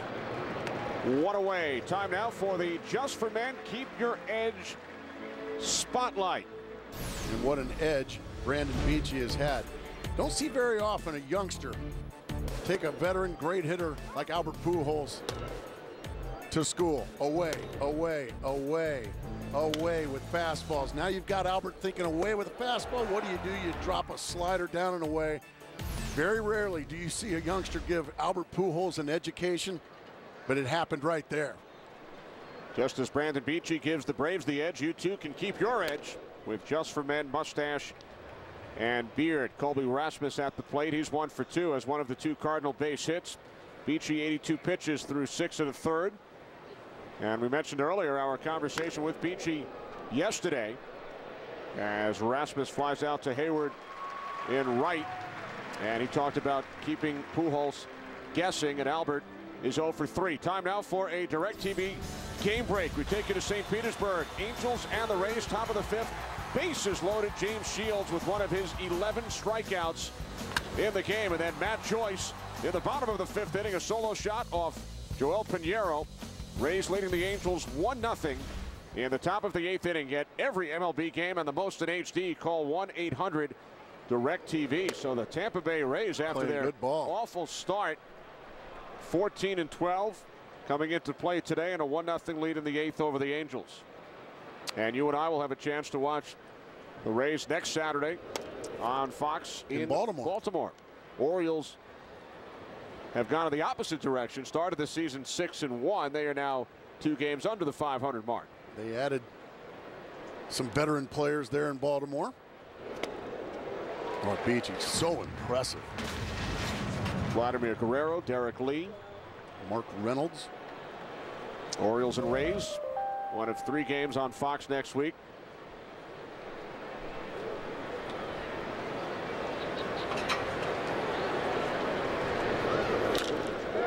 Gerald Laird, left field. Prado. Another 1-2-3 inning for Brandon Beachy. It is 7th inning stretch time here in Atlanta.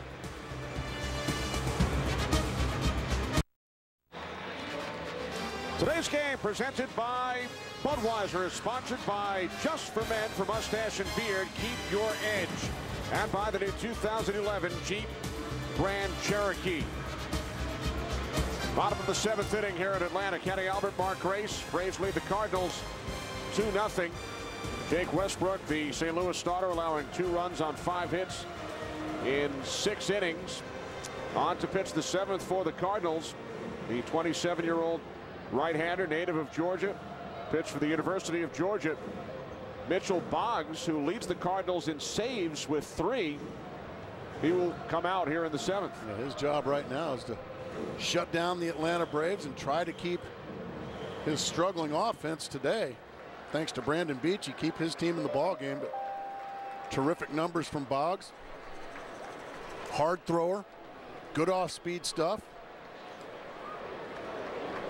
He pitched the 8th inning last night, facing Alex Gonzalez, who has reached base twice. Scored the Braves' first run back in the 5th inning. Gonzalez, McLouth, and Beachy for the Braves here in the 7th. Atlanta leading 2-0.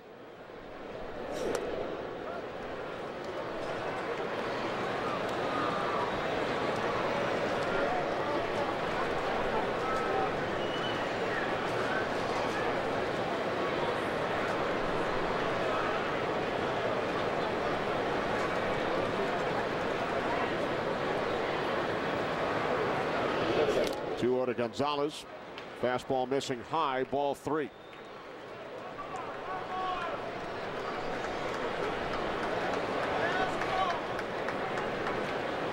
Braves scored their runs in the 5th inning on a Martin Prado 2-run double.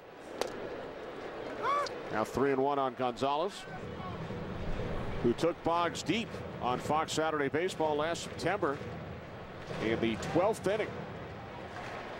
A game-ending 3-run home run.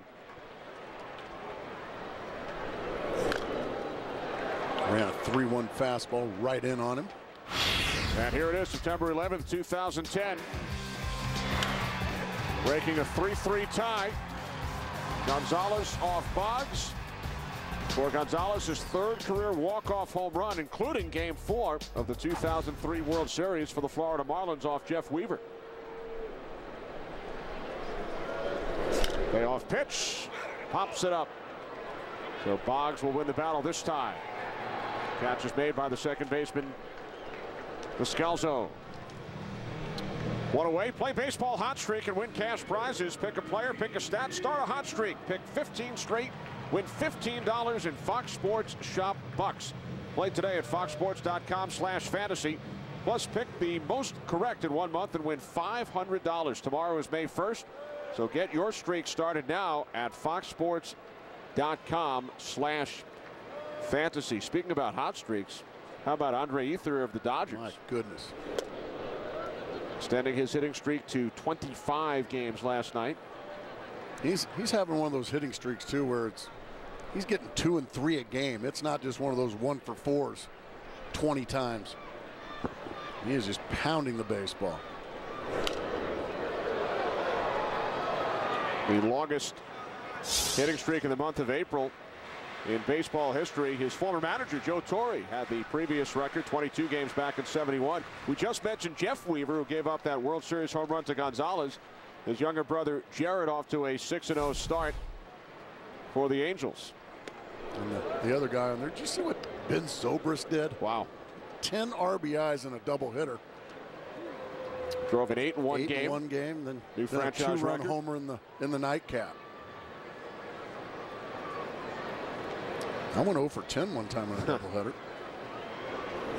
That's a little bit easier to do, right? Long run for the left fielder, Holiday, and McLeod is retired.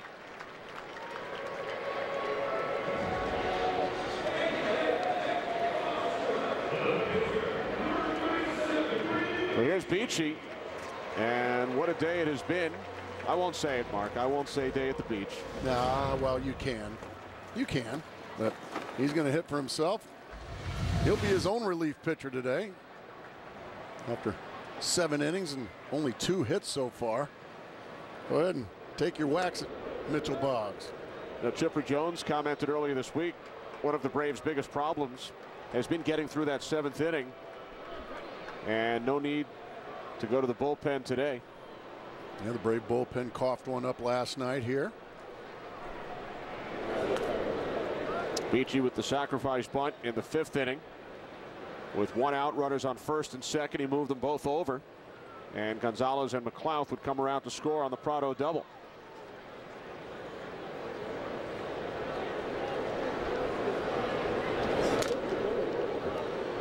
Pop one right there about chest high.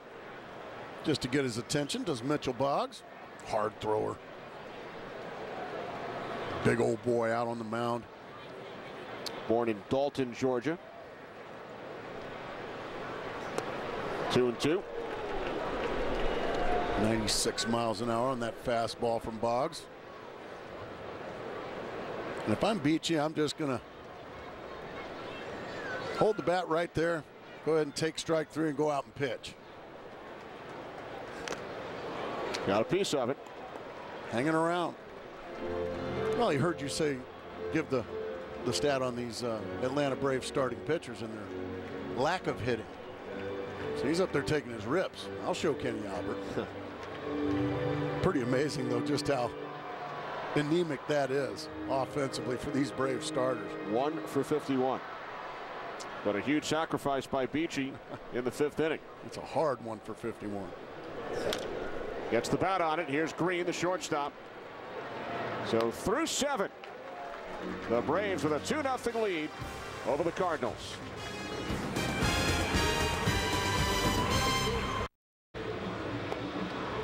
Eighth inning in Atlanta. Longest career appearance for Brandon Beachy. Had never gone past 6 innings in any of his previous 8 career starts. He's the oldest of 7 children. Oh, my goodness. 4 brothers, 2 sisters. He's had to babysit. Yep, he's 25. The youngest is 9.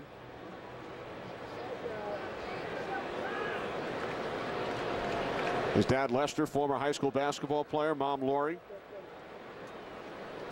Has a brother at his alma mater, Indiana Wesleyan, Kyle. Another brother, Brian, a left-handed pitcher in high school. Brother Kirk at Purdue. He's going to become an accountant. Perhaps that will come in handy. Smart kids as well as good athletes. Yeah. Count bros money. That's right. Facing the lower third of the order here for the St. Louis Cardinals. Scalzo 0 for 2. And he rips this one into right center. Extra bases for Daniel Descalso. So the Cardinals have the leadoff man on at second here in the 8th inning, and he is the first Cardinal to reach second base today. Fastball over the outside corner. Descalso just went out and hooked it into right center field. Nice piece of hitting. And because of the good job that Jake Westbrook and Mitchell Boggs have done so far, just like that, the tying run is at the plate. Cardinals had 3 base runners prior to this inning, but none of the 3 had gotten past first base. I would imagine there's nobody on deck right now for the St. Louis Cardinals, but I'd be shocked if Lance Berkman's not going to get a look.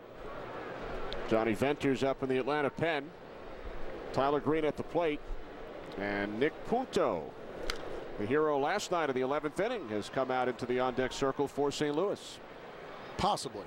I think it could be a decoy, depending. I think a lot depends on what Tyler Green does in this at-bat. Green 0 for 2, struck out his last time up in the 5th inning.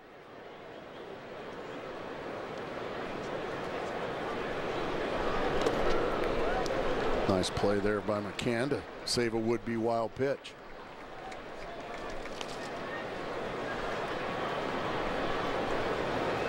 There's Berkman in the Cardinals dugout.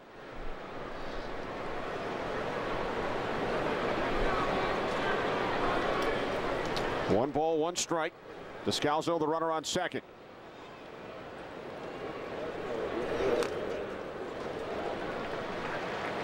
Went with the slider that time to jump ahead 1 and 2.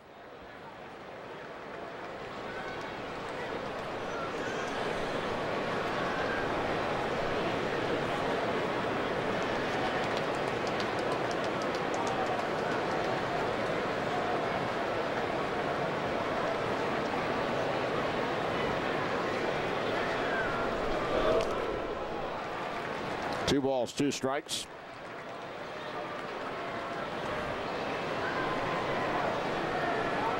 Beachy terrific over the first 7 innings. Helped his own cause at the plate with a sacrifice bunt in the 5th, which helped lead to the 2 Atlanta runs. Braves lead 2-0.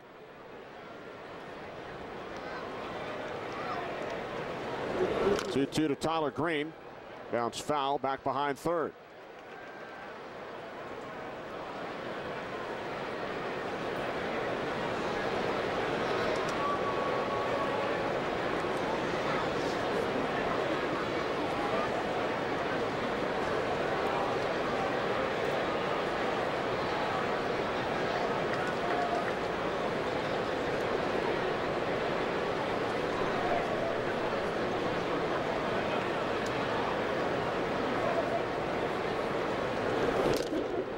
Fastball missing away, and the count is full. Only the second 3-ball count for Beachy today. He's been that good. All of a sudden, a little angst here in Turner Field. Crowd getting a little quiet.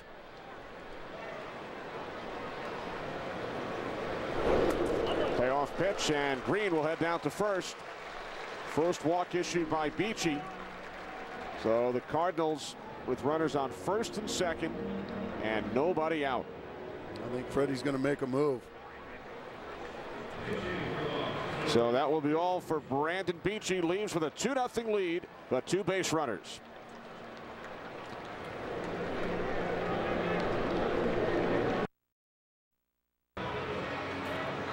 There's Brandon Beachy in the Braves dugout. We take you back to the scouting report from earlier this afternoon. Well, it was power and no fear. We saw plenty of power. We saw a lot of great fastballs, 5 strikers, then no fear. Yeah, no fear at all. Holiday and Pujols, nada here this afternoon, but he's going to need a little help. Throw down to second is high, but Descalzo will hold. Johnny Venters out of the bullpen with 2 on, nobody out.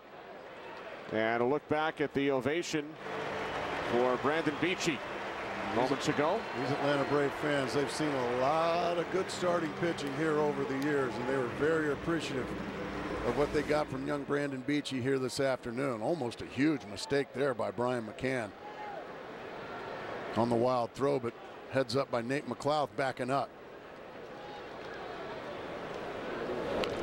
Punto lays down the bunt. Gorgeous. So a terrific job by the pinch hitter Punto as both runners advance. That's what a guy like Punto brings to any team he's on. He did it for years with the Minnesota Twins. One thing about Minnesota Twins, they are fundamentally sound, and Nick Punto just laid down a perfect sacrifice bunt to set up the top of the order. And it's Lance Berkman going to come on now, hit from the right side. He's going to try to tie this game up or give his team the lead. Pinch hitting for John Jay with 1 out. Runners on second and third. Cardinals trailing the Braves 2-0. A look at Berkman's numbers in his first season with the Cardinals. And now McCann will head out for a chat with Venters. Berkman 0 for 1 lifetime against Johnny Venters.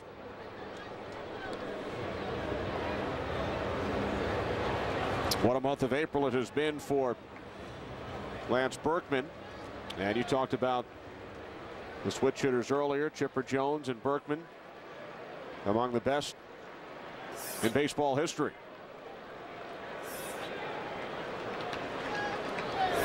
Oh man, what a slider that was. And that's the thing, when you come off the bench, folks, you're looking for a fastball. You've been sitting around over there for a couple hours. You're looking for a first pitch fastball. You're not coming on to pinch hit and take pitches. Now Venters knew that and threw him a beautiful slider.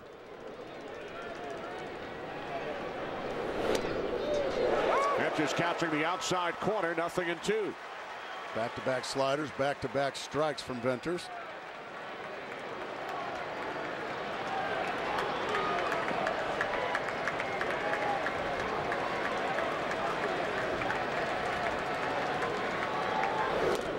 Berkman down on strikes.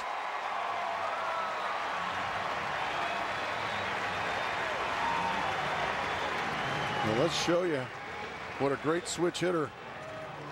When you sit around, it's tough. There's the first beautiful slider right on the back foot. Now you miss your spot a little bit, but it catches the outside corner. Strike 2. And then another one. Strike 3. So poor Lance Berkman sits around there for a couple hours, comes in and sees 3 pitches, and he's done. Coming off a series in Houston against his former club, during which he went 8 for 14 with 2 home runs, drove in 7. Berkman 1 for 4 in last night's game, so he strikes out here in the 8th inning. Second and third, 2 outs. David Freese 1 for 3. No rest for Venters here. A red hot hitter in Freese. And a base hit into right field. Descalzo scores. Here comes Green. Throw to the plate is not in time, and the Cardinals have tied the game at 2.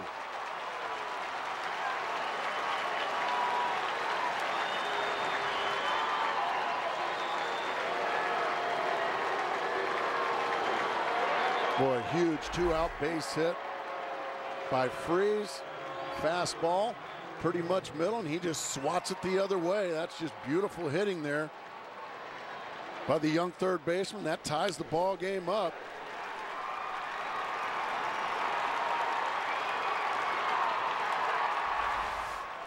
And now Albert Pujols.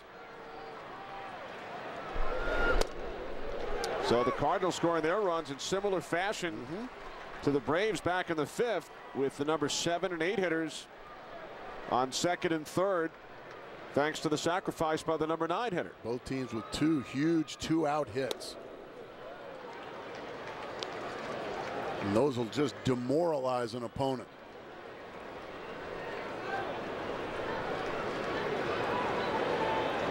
Both runs charged to Beachy, so he will not be involved in the decision after a terrific outing.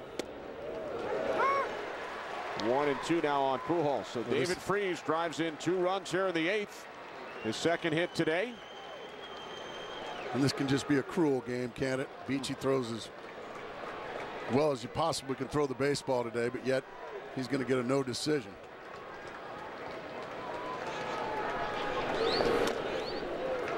Two balls, 2 strikes. Pujols 0 for 3, struck out his last time up. Lifetime against Venters, he is 0 for 2.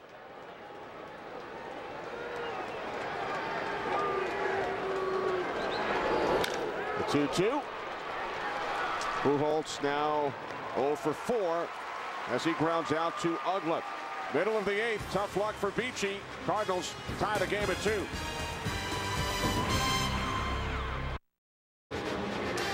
Today's game, presented by Budweiser, is sponsored by your local Lexus dealer. By DirecTV, don't just watch TV, DirecTV. And by Valvoline Next Gen. Bottom of the 8th inning here in Atlanta. Cardinals have tied the game at 2, with 2 in the top half.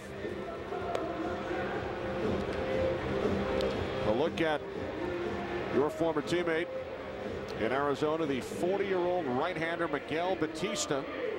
Oh, I had him in Chicago as well.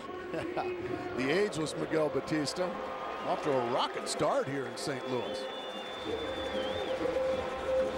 Pitched in the 2001 World Series with the Diamondbacks. There's Lance Berkman, remains in the game in right field. Nick Punto stays in the game at second base, and Descalso moves over to third. Miguel Batista.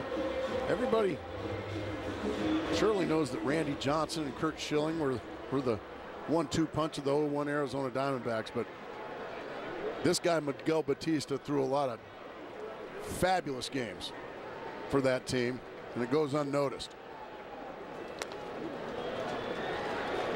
Martin Prado leading off for the Braves, drove in both Atlanta runs back in the 5th inning.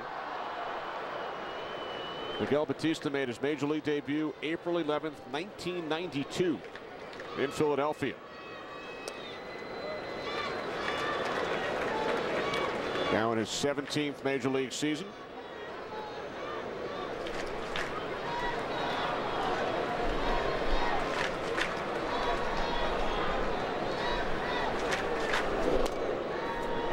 Fastball missing low and away.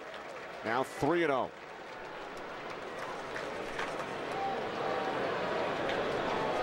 Well, after your team goes out and gets you a couple of runs in the top of the 8th, you hate to come out and walk the leadoff man. Miguel Batista in danger of doing that.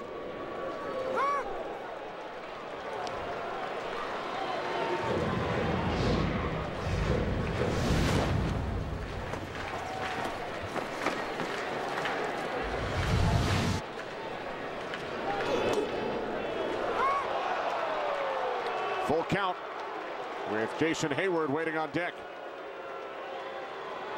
Well, folks, what do you think? Is it inside or is it a strike?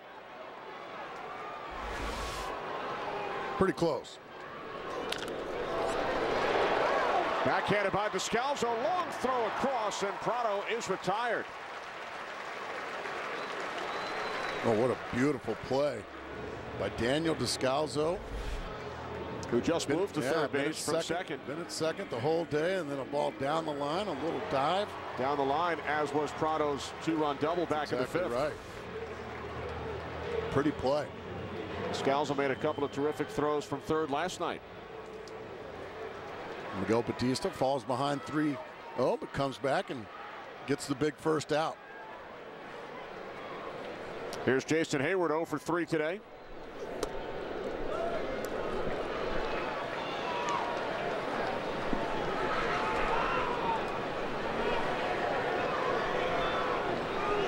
The last guy Cardinal fans want to see up at the plate in the late innings, Hayward.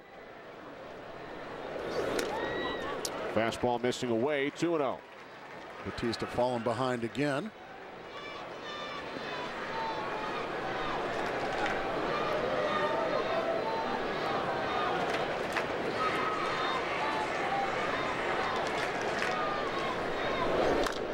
And Hayward drills this one.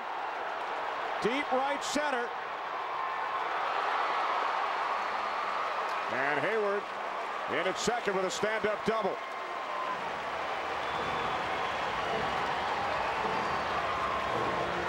Well, when you fall behind a power hitter, you come right down the middle. Hayward drills it. It's about 395 feet out there to right center field. It's a beautiful swing that Hayward has. Lance Berkman. It's over his head. He really makes a nice play with the bare hand to get it in, or else Hayward's standing on third base instead of second.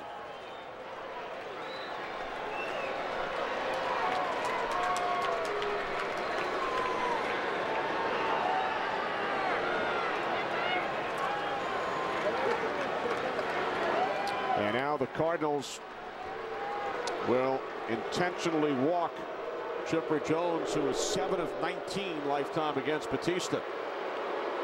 Well, they've got to pick their poison here. Do they want Chipper Jones or do they want Brian McCann, who's on deck? Brian McCann, another awfully good hitter. But you set up a possible double play ball by walking Chipper Jones here. And Brian McCann hit into a big double play late in the game last night. And I'm sure that's fresh on his mind as well. So Chipper heads to first. Brian McCann, 1 for 3 today, 2 for 7 lifetime against Batista. And check out his numbers this season with runners in scoring position. 11 of 18. Goodness gracious. Braves as a team lead the National League with runners in scoring position. 2 on, 1 out. Bottom of the 8th inning, 2-2 game. Hayward takes his lead off second, Jones off first. And McCann takes ball 1. Hayward has very good speed at second base as well, so just about any base hit is going to score him. So Batista has fallen behind each of the batters he has faced single hitter here in the 8th inning.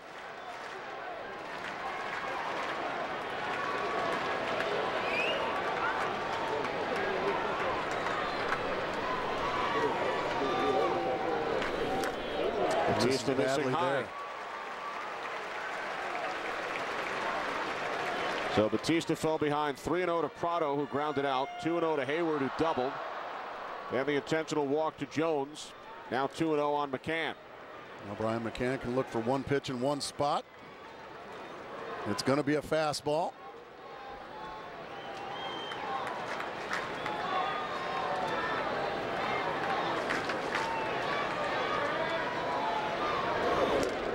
Fastball right for down the middle and took it all the way. Yep, 2-1. Very interesting.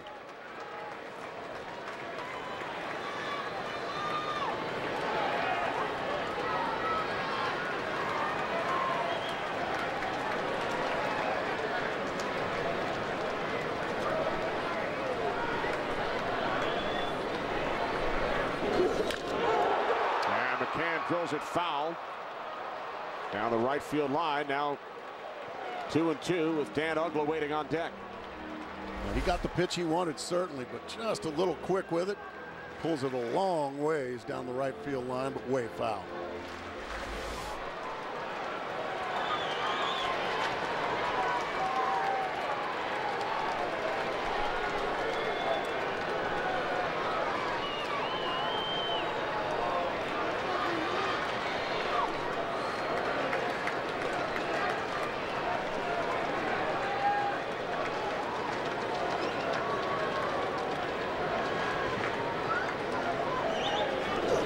From Batista.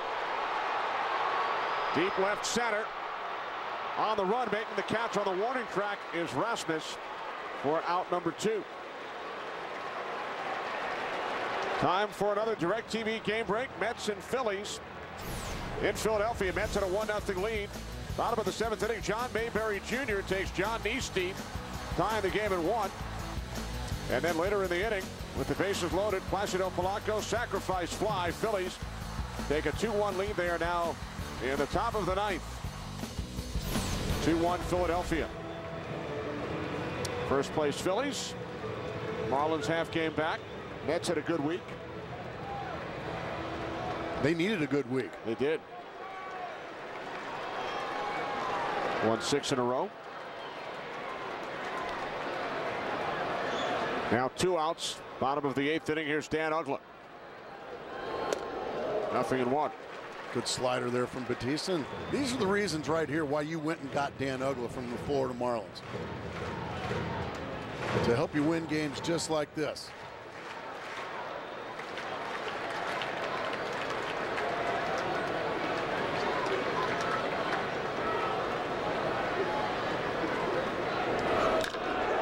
Line drive is caught by Descalzo, so the Braves strand 2 in the 8th. We head to the 9th in Atlanta. Braves, Cardinals deadlocked, 2 apiece.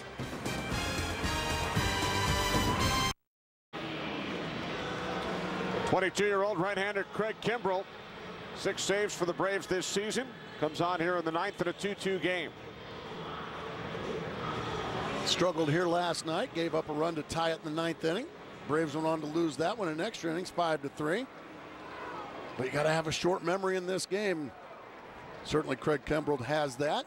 And here we go again, just about 16 hours later. Facing Matt Holliday, leading off for the Cardinals, top of the 9th inning. And the first pitch in for a called strike, 0-1. Holliday is 0 for 3. The average now sits exactly at 400. Started the day at 417, which led all of Major League Baseball. Cardinals 2 runs on 4 hits. Braves 2 runs on 6 base hits. The Atlanta starter Brandon Beachy pitched into the 8th, allowed 2 runs on 3 hits. Cardinal starter Jake Westbrook, 2 runs on 5 hits in 6 innings.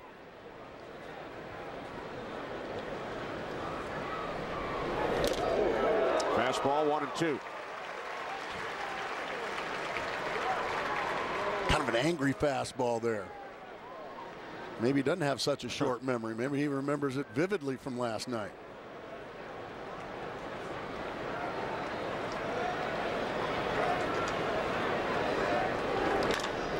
Holliday base hit into right field.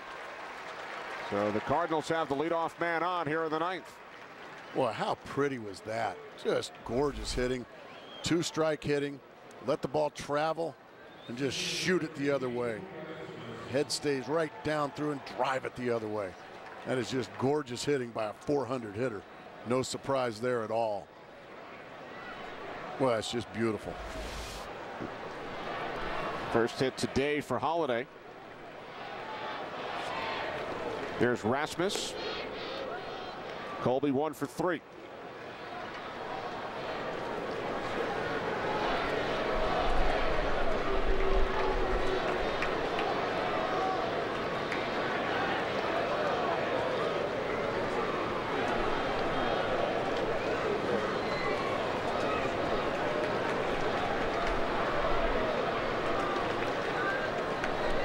Top of the 9th inning. Fastball, strike 1. Perfect pitch right to the outside corner to even it up. Oh, by the way, it was 97 miles an hour as well.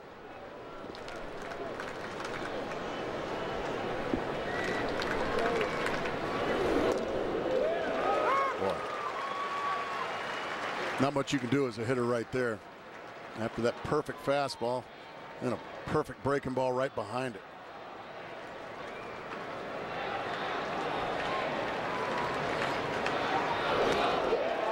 Rasmus down on strikes.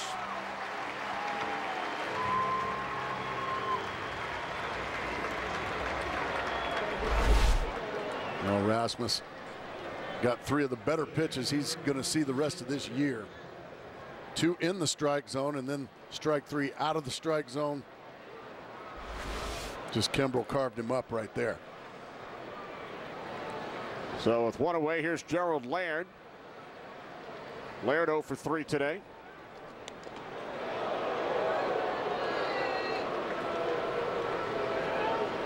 Not a very big lead at all for Matt Holliday, but he almost got caught napping.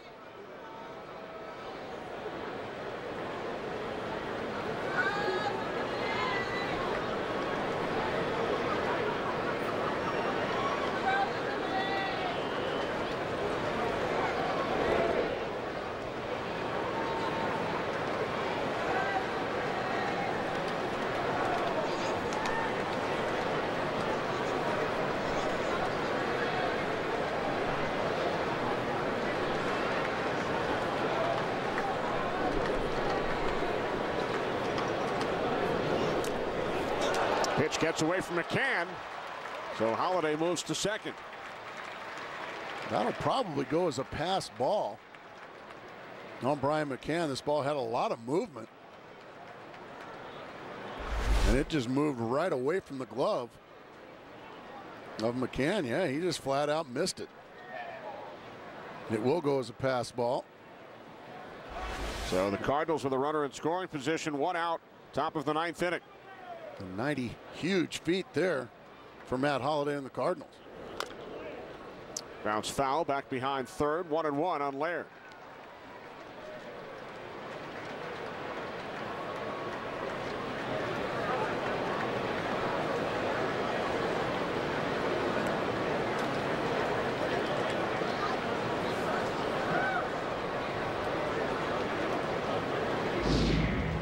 Tonight on Fox, NASCAR from Richmond, 7 Eastern, 4 Pacific.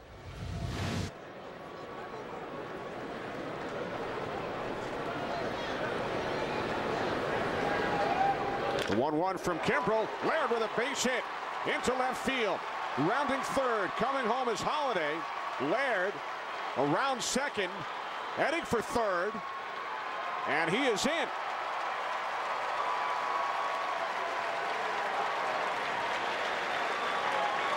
Boy, the Cardinal dugout just erupting when the backup catcher, Gerald Laird, gets a fastball he can handle and pounds it into the left center gap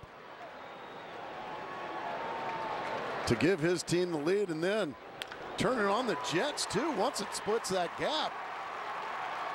Who said he's an old catcher? He's thinking 3 the whole way, dives into third base. And the Cardinals now have the lead. That is the 8th career triple for Laird, who was in his 9th major league season. Had 2 for Detroit back in 2009. Oh, I like that. It was Punto, Mark, last night with the triple in the 11th inning, right, scoring the go-ahead run. So a couple of guys that aren't everyday starters, making a big difference for these road warriors, these St. Louis Cardinals. They're thinking possible squeeze here, so that's why you're getting the pitch outs, and I would imagine too they'll probably just go ahead and walk him, try to set up a double play with Tyler Green on deck. And that's exactly what they're going to do.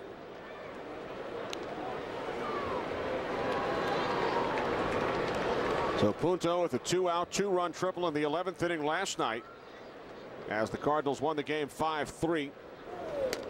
Here today, Gerald Laird with the 1-out run-scoring triple in the 9th, giving St. Louis their first lead of the game as Descalzo heads down to first. And a pinch hitter, Mark Hamilton, will bat for Tyler Green. Phone continues to ring out in the Atlanta Brave bullpen.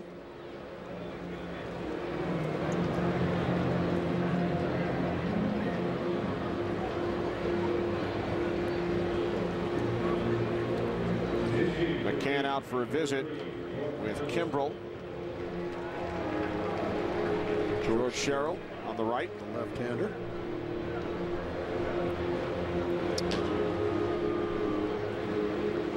It looks like Freddie's going to go get his closer. So that will be all for Craig Kimbrel. George Sherrill coming out of the pen.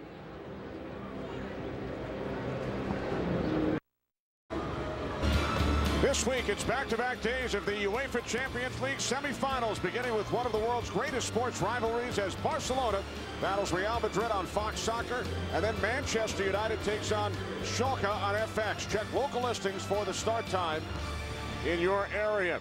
Cardinals have taken a 3-2 lead on the Braves here in the top of the 9th inning. George Sherrill, the 4th Atlanta pitcher today. There's Craig Kimbrel, who blew the save last night and gives up the go-ahead run today. Mark Hamilton was announced as the pinch hitter. Freddie Gonzalez makes the change to Sherrill. So now it's Ryan Theriot pinch hitting with 1 out here in the top of the 9th inning. Tony La Russa looking for some contact as you see the numbers on George Sherrill. Ryan Theriot, not a guy that's going to hit for extra bases very often. Really bangs out the singles, but he is tough to strike out. And right now, Tony La Russa just a little contact away from having a 2-run lead. Theriot missed 3 games earlier this week due to a rib cage injury. Tyler Green made the start at shortstop today.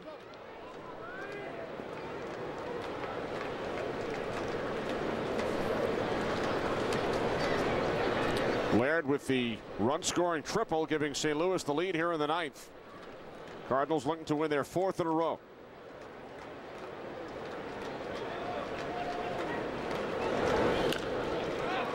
Ontario pops it up. Shallow left. Prado is under it. 2 away. Ontario cannot get it done. And now with second out right there. With 2 outs, it's Nick Punto. Look at Kimball's numbers in this series. Over an inning and a third. An empty feeling over there when you're a reliever, and back-to-back games, the same team has put a hurting on you. Last night allowed a run on 2 hits in the 9th inning, including the game-tying sacrifice fly off the bat of Descalzo. So here's Punto, the hero in the 11th last night. Punto with that terrific sacrifice bunt in the 8th inning today, which led to the first 2 Cardinal runs. That's exactly right, and that'll get overlooked, but that was a huge play in this ball game.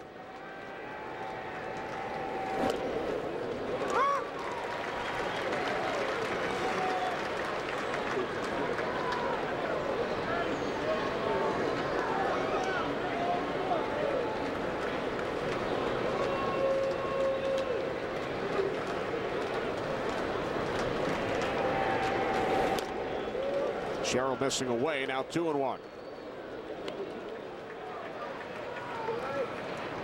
Looking ahead, Braves will have Freeman, Gonzalez, and McLeod due up in the bottom of the 9th.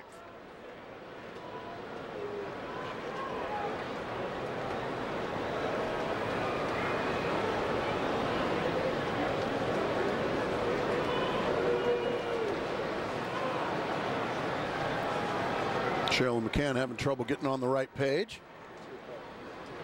So we'll step off, take a deep breath, and try it again here.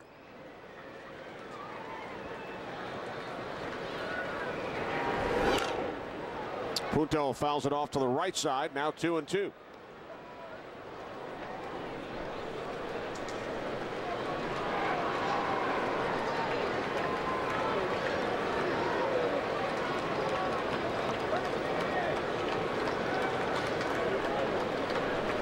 Braves scored 2 in the 5th. Cardinals with 2 in the 8th and 1 here in the 9th.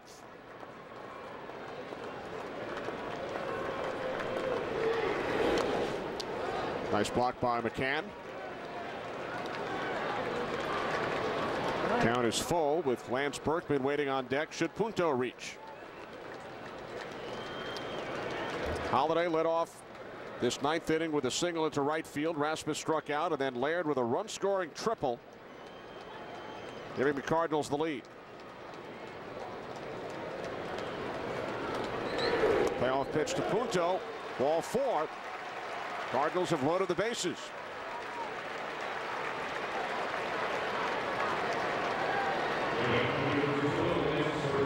Now Lance Berkman with the bases loaded. Another big opportunity. Struck out as a pinch hitter last inning. That was hitting right-handed. Always been a much better hitter left-handed than he has right-handed. But a chance to blow this game open for the Cardinals. 0-1.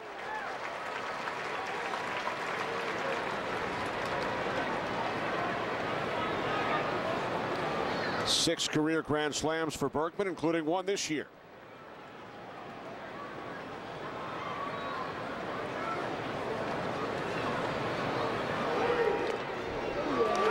Sherrill capturing the outside corner. Now 0-2. Berkman saying, my goodness, what have I gotten myself into today? Struck out on 3 pitches in his last at-bat in the 8th inning, and he sits in an 0-2 hole now.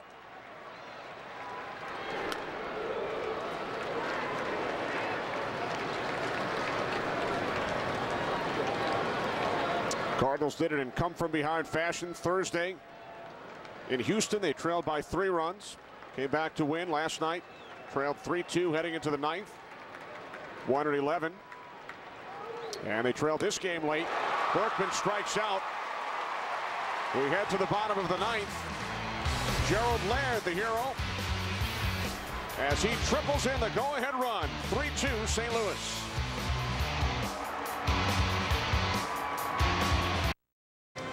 Welcome back to Fox Saturday Baseball, presented by Budweiser. Great times are waiting. Grab some buds. Bottom of the ninth inning in Atlanta. Kenny Albert, Mark Grace. Cardinals lead the Braves 3-2. The fourth pitcher of the afternoon for St. Louis is 25-year-old right-hander Fernando Salas, who has allowed only one earned run in 8 1/3 innings this season. Earned his first major league save on Thursday. Facing Freddie Freeman, who is 0 for 3 today. Freeman, Gonzalez, and McLeod for the Braves here in the bottom of the ninth. It's been a struggle to close games out for the St. Louis Cardinals here in April. Salas, the one that Tony La Russa turns to here this afternoon. You had a look at longtime pitching coach Dave Duncan. 1-1 to Freeman, now 1-2.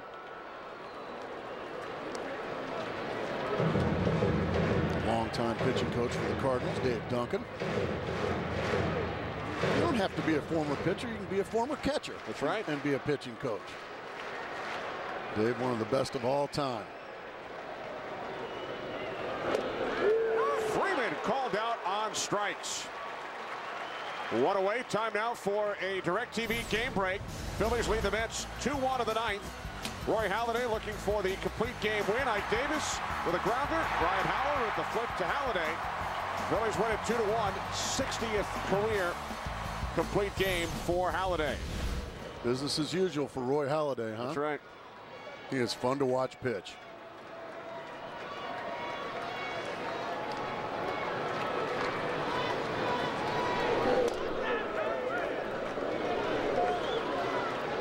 Alex Gonzalez, 1 for 3 today.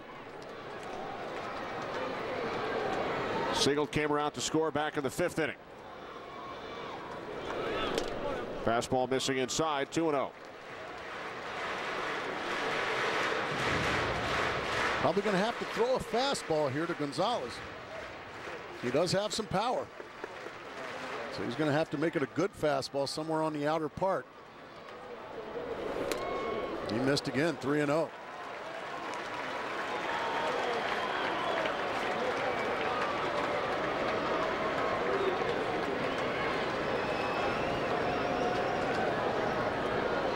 Nate McLeod on deck, then the pitcher spot.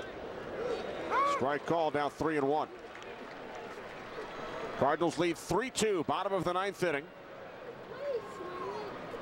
Cardinals doing it in come from behind fashion once again.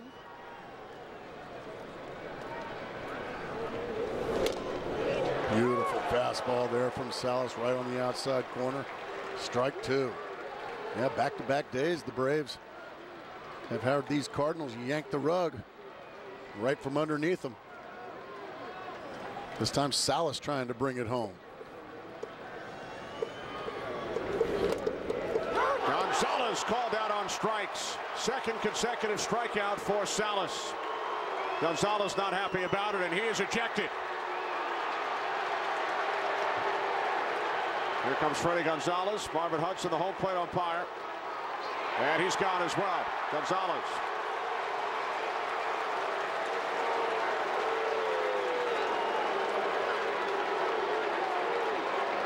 Certainly a borderline pitch to Alex Gonzalez. He thinks it's low. Might have been a little bit low. Marvin Hudson rings it right up. And it's very close. And you can see he's telling him. So both Alex Gonzalez and Freddie Gonzalez ejected by Marvin Hudson, the first Braves ejections of the season. Well, Freddie Gonzalez had to come to his player's rescue, so he doesn't get suspended. So he is well behind Bobby Cox. Yeah, he's still got a ways to go to catch up with Bobby. No question about that. Frustration starting to show a little bit on the Atlanta Braves, and certainly understandable. A couple of games now that they've led late, haven't been able to bring home. Now they're down to their last gasp. Nate McLeod at the plate. Great job by our entire crew today. Our producer Jeff Gowan, director Jim Lynch, associate director Eric Billigmeyer, associate producer Andy Cavanaugh, technical producer Dan Rotante, technical director Simon Benazra, and the pregame show produced by Don Bowie. 1-1 on McLeod. Braves down to their final out. Gerald Laird with the go-ahead triple, scoring Matt Holliday in the top of the 9th inning. 1-2. Braves now down to their final strike. Just reared back and threw a fastball right past McLeod. Certainly no fear in Mr. Salas out there. He's just throwing strike after strike. He's one strike away from saving this game.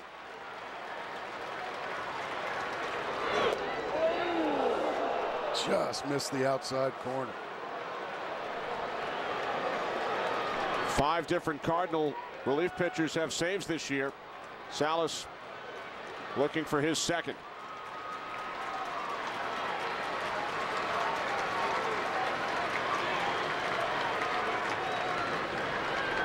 The 2-2 to McLeod, and Salas misses away, so the count is full. Eric Hensky on deck.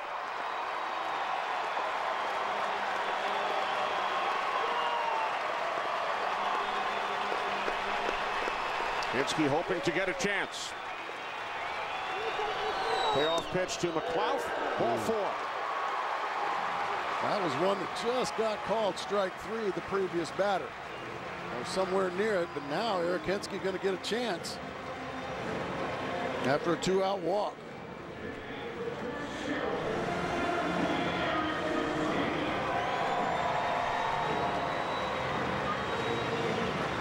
Hensky 2 for 11 as a pinch hitter this season, has 1 pinch home run, batting .280 overall.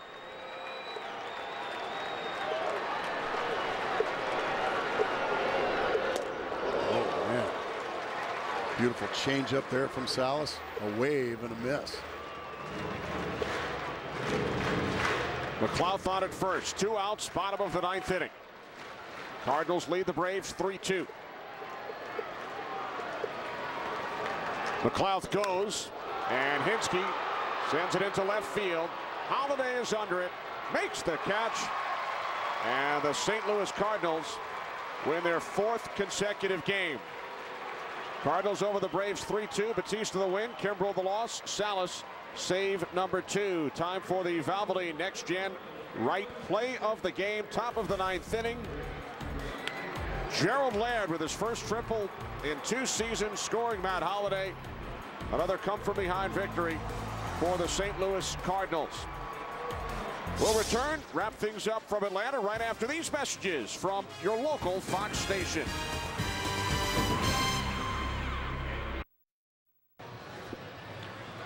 Come-from-behind victory for the St. Louis Cardinals. They defeat the Atlanta Braves by the score of 3-2. 6 hits for both teams. Cardinals win their 4th consecutive game.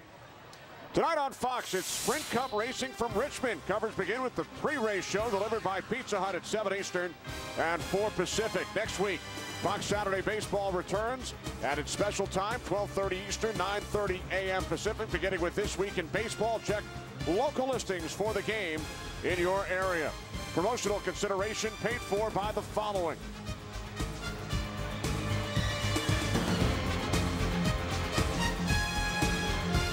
For more information on today's game and the latest in Major League Baseball news, log on to foxsports.com on MSN, the world's favorite sports site.